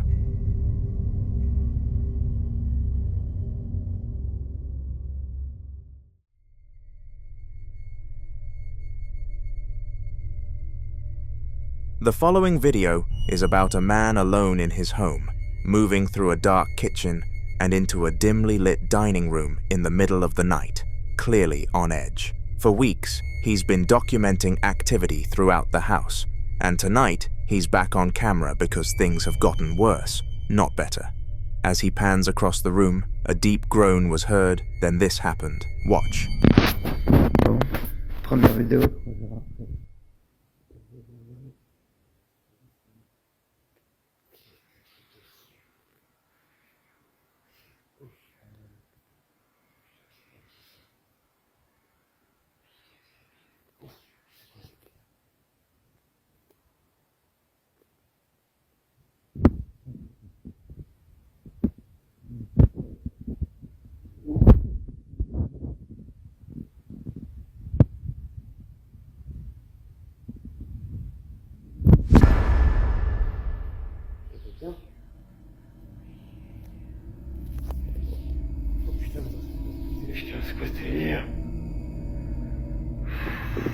Putain, c'est quoi ce délire?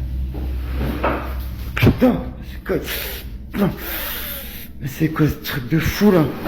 Oh, ah ouais, c'est bon, je me casse, c'est bon, ok. C'est bon, elle a gagné, c'est bon.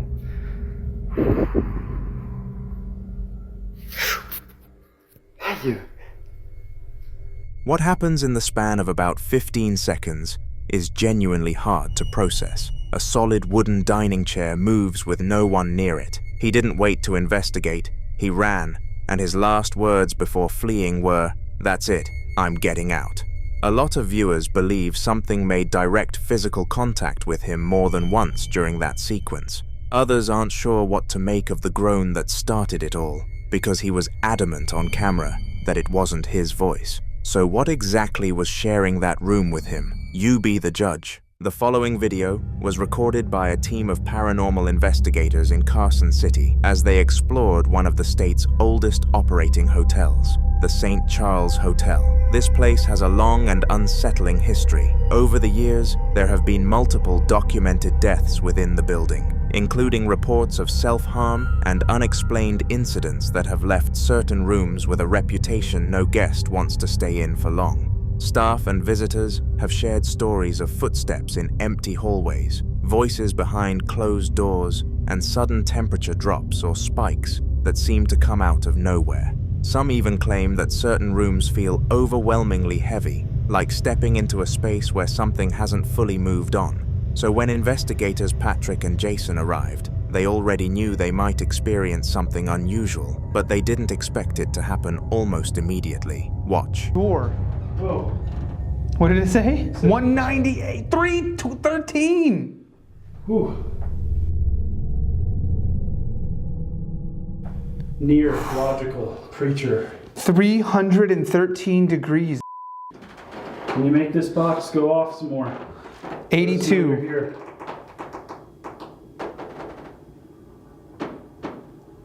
What the hell? Dude, there was somebody, 503. Dude, that I went back in here and it went to 503. If I should leave, can you make this go to just really, really hot? If I should get out of here, 500, this went to 500, 150, 590. Did you get it? I'm sure I did. Do you know? Oh, it's so hot in 224. 172. Dude, it is 179. Are you right here? Yeah. No, it's like holding my hand right now. It's like hot right around my hand. It's super hot right here. And it's holding there. Something flashed on the SLS too. Can you make that go even higher? Make it. Yeah. It smells like it's on fire. Yeah. 151. Are you on fire? 39. Is it going back down? 40. 111. 172. 151.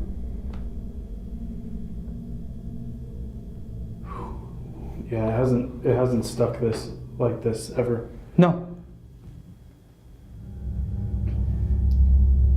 Inside the room, the temperature begins to fluctuate rapidly, rising and falling in a way that doesn't match normal environmental changes. And as time goes on, the energy in the space feels different, heavier, and more intense. It reaches a point where even they decide they've had enough. But just before they left, they capture something neither of them can explain. Watch closely.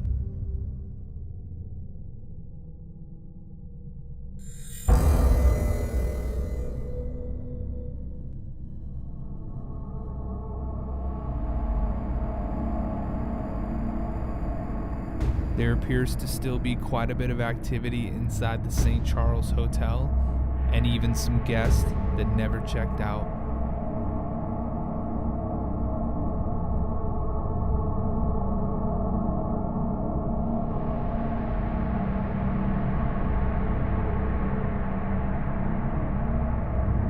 Right after a strange light anomaly appears, something else happens. A white, shadow-like figure can be seen quickly moving, and then disappearing into the bathroom.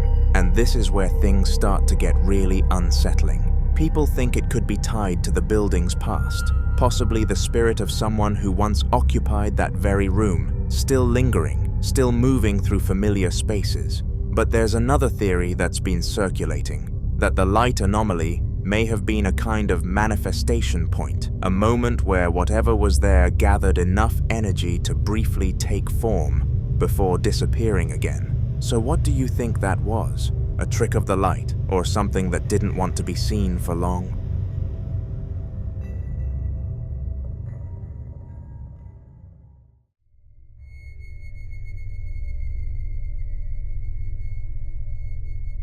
Now in this next video, a man begins documenting a series of events inside his home, and what makes it so unsettling is how gradual everything feels at first, almost like something easing its way in without being noticed. On the very first day, he hears knocking coming from one of the walls, and like most people would, he brushes it off.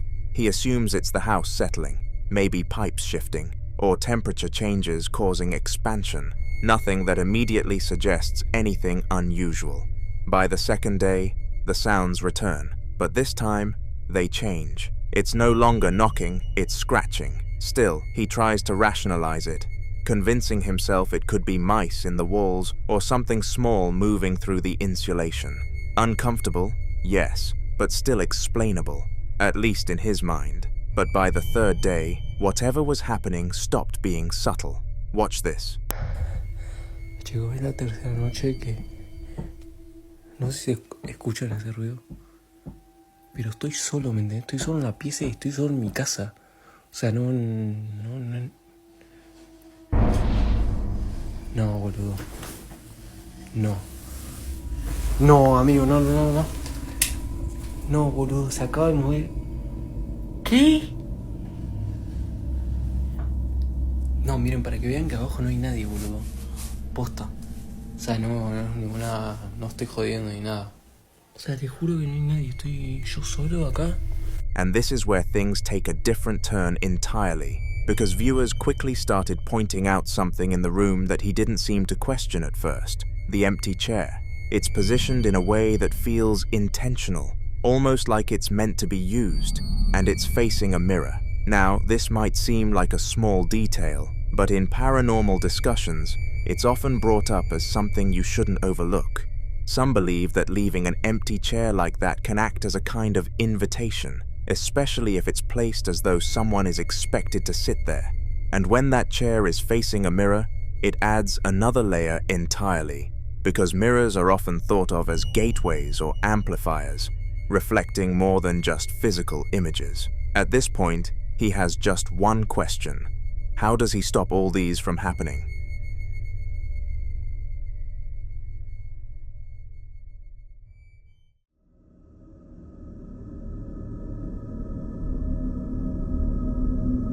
The following video was recorded by a man who goes by Derry, someone who works at the Valley Plaza Mall, a location that, while still active during the day, has quietly picked up its own share of unsettling rumors after hours. Some people who have worked late shifts there have mentioned hearing footsteps in empty corridors, distant voices when entire sections are closed, and even the faint sound of children playing or laughing long after the mall has cleared out. Most brush it off as echoes traveling through the building, but not everyone is convinced. While walking through the mall, Derry suddenly heard something that made him stop, the sound of kids laughing. The problem is, he was completely alone, so he pulled out his camera. Watch this. On everything I love, I just heard a group of kids over here laughing. On everything, bro. I just heard a group of kids laughing. Where the hell the kids at? What the fuck? Bro, I know I'm not tripping, bro. I just heard a whole bunch of kids laughing, bro. You hear that shit? What the bro, I'm in the mall by myself. Where the is it coming from? I know y'all heard that shit. Bro, what the f? I'm about to get about this bitch. What the f is that?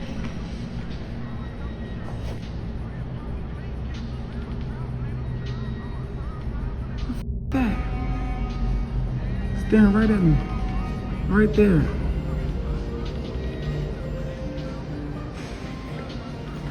My heart beating fast as f, bro. I'm scared as fuck.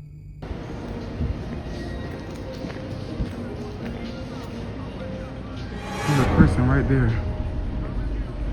In a red shirt. Right in front of me. Right there, y'all see him.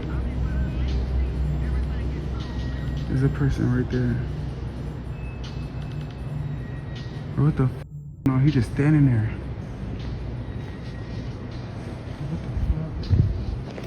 Bro, look, he's just standing there, bro.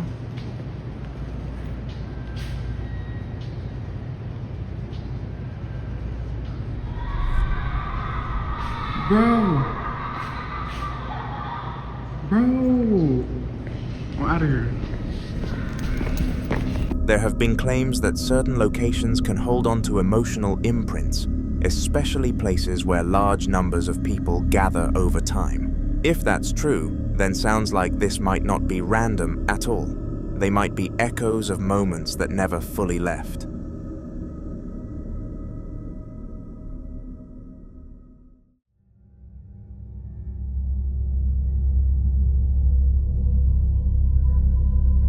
This next video was recorded inside Willard Library, a place widely known not just for its books, but for something far more unsettling that has kept its reputation alive for decades. The library is said to be haunted by a spirit often referred to as the Grey Lady, a presence that staff and visitors have reported seeing for years. People have described catching glimpses of a woman in grey moving between shelves, hearing footsteps in empty hallways, and even witnessing objects shift when no one is around. Some employees have even claimed that certain areas of the library feel heavier than others, like you're being watched the moment you step in. On this particular day, a librarian was closing up when she suddenly started hearing a strange sound. Listen closely.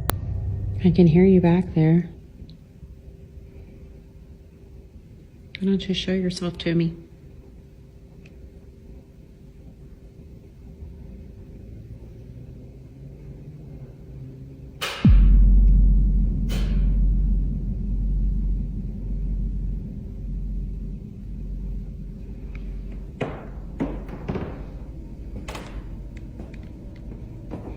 I know this is your home, and I mean you no disrespect. I'm just curious about you, like why you're here and who you are.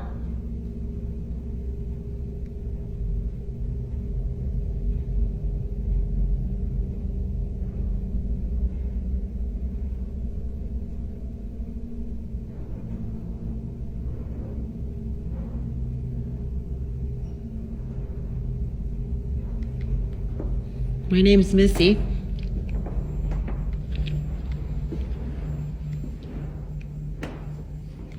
I'd love to know more about you.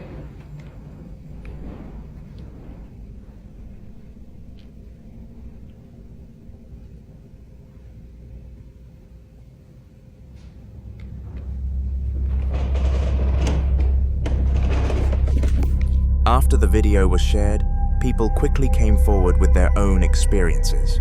One man described how he had only been inside for about 10 minutes, simply printing a document for work, when he suddenly felt someone standing right next to him. He said the feeling was immediate, chills running through his entire body, and when he looked, there was no one there. What made it worse was the reaction of the staff member nearby. She saw him panic and calmly said, "Yeah, that happens all the time." He left immediately and never returned. Stories like this are exactly why many believe the presence in that library isn't just residual, but aware.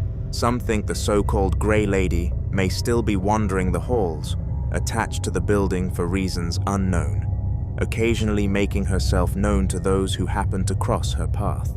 Others believe the energy in the building has simply built up over time, creating moments where the line between what's seen and unseen becomes thinner.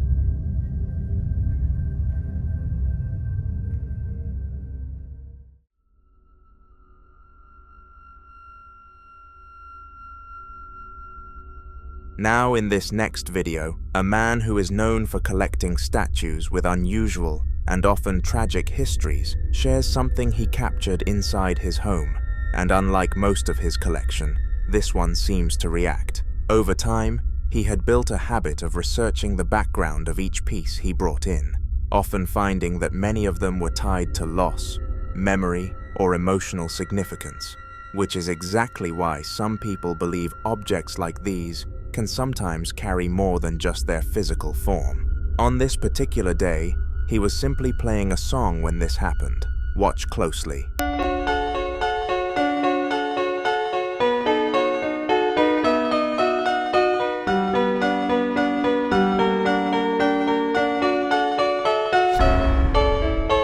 If you pay attention, the statue appears to move, not dramatically, but just enough to raise questions. Some believe that objects with heavy emotional or historical backgrounds can, in rare cases, become vessels for lingering energy, especially if they were once meaningful to someone who experienced deep attachment or loss. According to this theory, the song may not have been random at all. It could have triggered something familiar, something that resonated with whatever is tied to the object. So what do you think this was? A coincidence? Or something reacting to a memory it never let go of?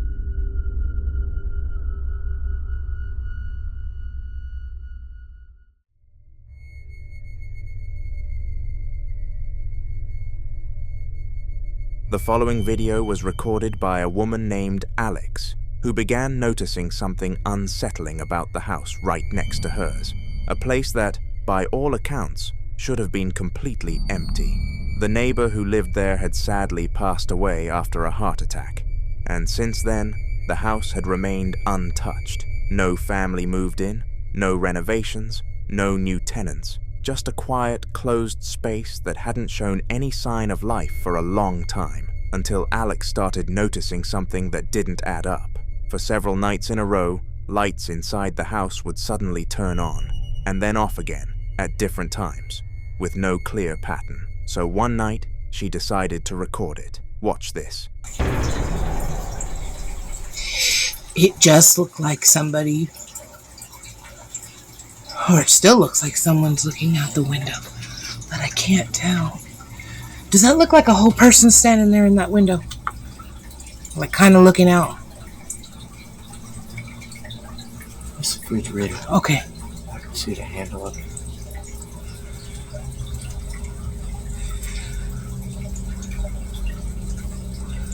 No one. No. That's the neighbor's. No. That dark window. But that's his bedroom. That other bedroom.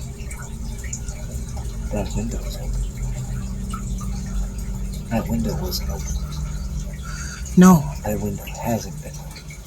No. You look at that house every day. No one's been in this house since he passed, other than when they came and redid the floors and everything to get it so people can move in it, but no one's even come and looked at the property.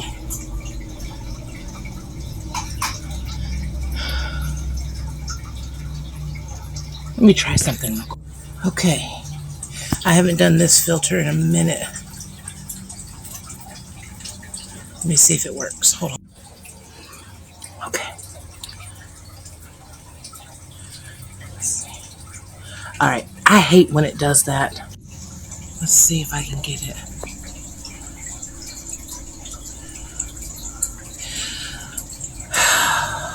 Let me go out to my porch real quick. Alright. Oh. So it's doing that every time. No, I know. Leave it alone. Let me try it one more time. Alright, so I just turned the filter off so I can zoom in one more time. Y'all, I don't know what's going on, but it's not normal. He won't let me go over there and investigate any further. There's that open window again. And the light's not even on over there. It's just literally on in his living room. And that's where he always chilled, was in his living room. I know. But All right. I'm going to end it here, y'all. I'll update you in a little while if I see anything. Her first thought was simple. Maybe the lights were on a timer. But when she reached out to the landlord to confirm, the answer made things worse. There was no timer installed. No one had been inside the house. And according to him, no new tenant had moved in. So if that's the case, then who or what is turning the lights on? If the former owner had a strong attachment to that space, some believe it's possible that part of him never truly left, that what Alex is seeing could be a presence continuing its normal patterns, unaware or unwilling to move on. But like always, you be the judge.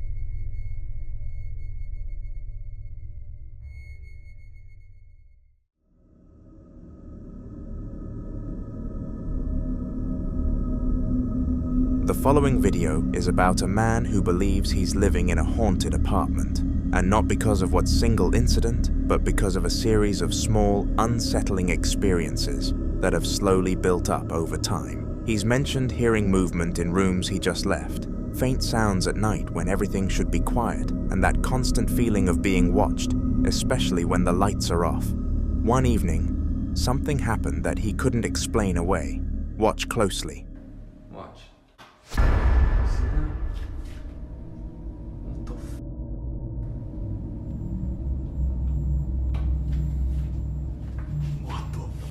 Tell me I'm not a fucking crack, dude. Hell no.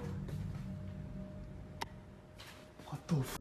Dude, I'm out of here. In the moment the light switches on, you can briefly see what looks like a figure entering the frame, but almost instantly, as the light fully comes back, there's nothing there. No movement, no shadow, no one standing where something clearly just was.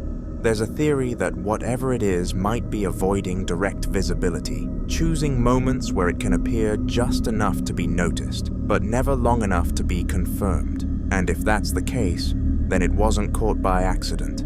It let itself be seen. And if you think nothing was there, then what walked into frame the moment the light came on? And more importantly, where did it go? Until more updates are shared, this remains a mystery. The following clips were recorded by a man named Johnny, who has been dealing with escalating paranormal activity inside his home, alongside his wife, Cecilia, and their children. And what started as something unsettling quickly became one of the most terrifying documented cases of vocal mimicry caught on camera. The first clip begins at night, with Johnny in a clear state of panic, moving fast through the house before rushing to unlock the front door with his keys. Watch.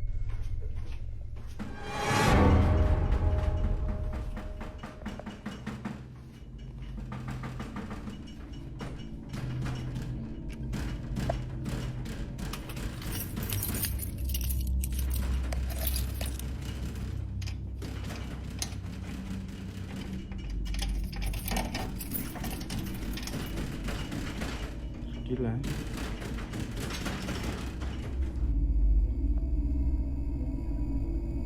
¿Qué quieres? ¿Qué escuchas? ¿Qué quieres?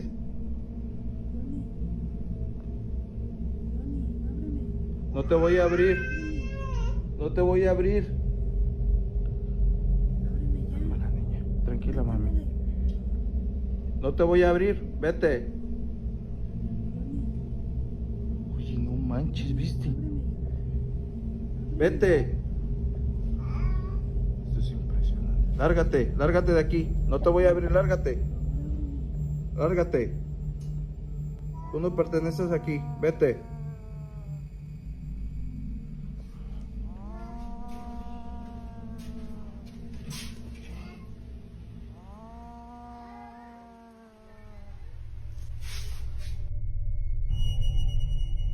What makes this clip so deeply unsettling isn't just the voice, it's the fact that Cecilia, Johnny's actual wife, is already standing inside the house holding their daughter when that same voice, her voice, begins pleading from behind the curtain, begging Johnny to open the door.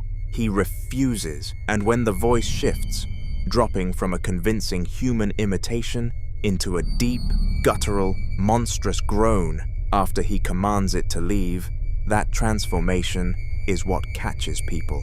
Many believe this is a textbook example of what various Latin American and indigenous traditions describe as a nagual, or a shape-shifting spirit, an entity capable of borrowing a person's voice, their face, even their entire identity, specifically to gain access to a home or family. Others point to a more modern framework, the doppelganger phenomenon, where a malevolent double of a living person is believed to appear as a warning or an omen. Skeptics argue the voice could be a neighbor or someone outside pulling a prank, but that explanation doesn't hold up well against the vocal transformation at the end. That sound isn't something a person does. The activity didn't stop there. Later that same night, the family barricaded themselves in the children's bedroom, and what Cecilia told Johnny in the chaos tells you everything.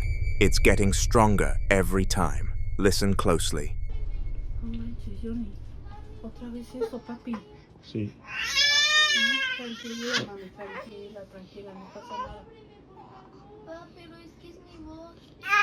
Tranquila, tranquila, no es nada. No tengan miedo porque si no eso se alimenta de nosotros, ¿eh?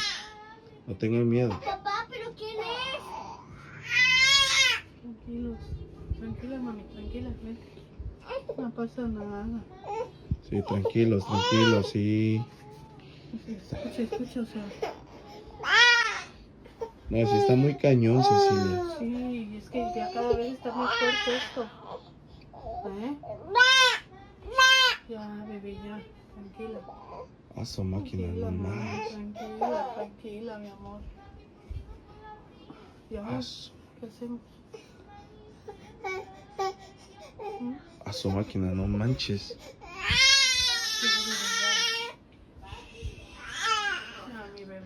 Sí, mi amor, te da miedo. Sí. Sí, mi vida, te da miedito. Tranquilos, no tengan miedo.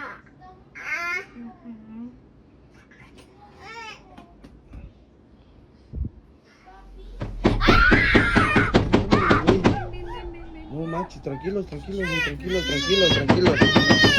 mami, no pasa nada, tranquila. No manches, güey. Espérense aquí, tranquilos. No mames, güey. Sí, tranquilos. Tranquilo, neto, estás temblando. A su máquina, no manches, güey. A la máquina.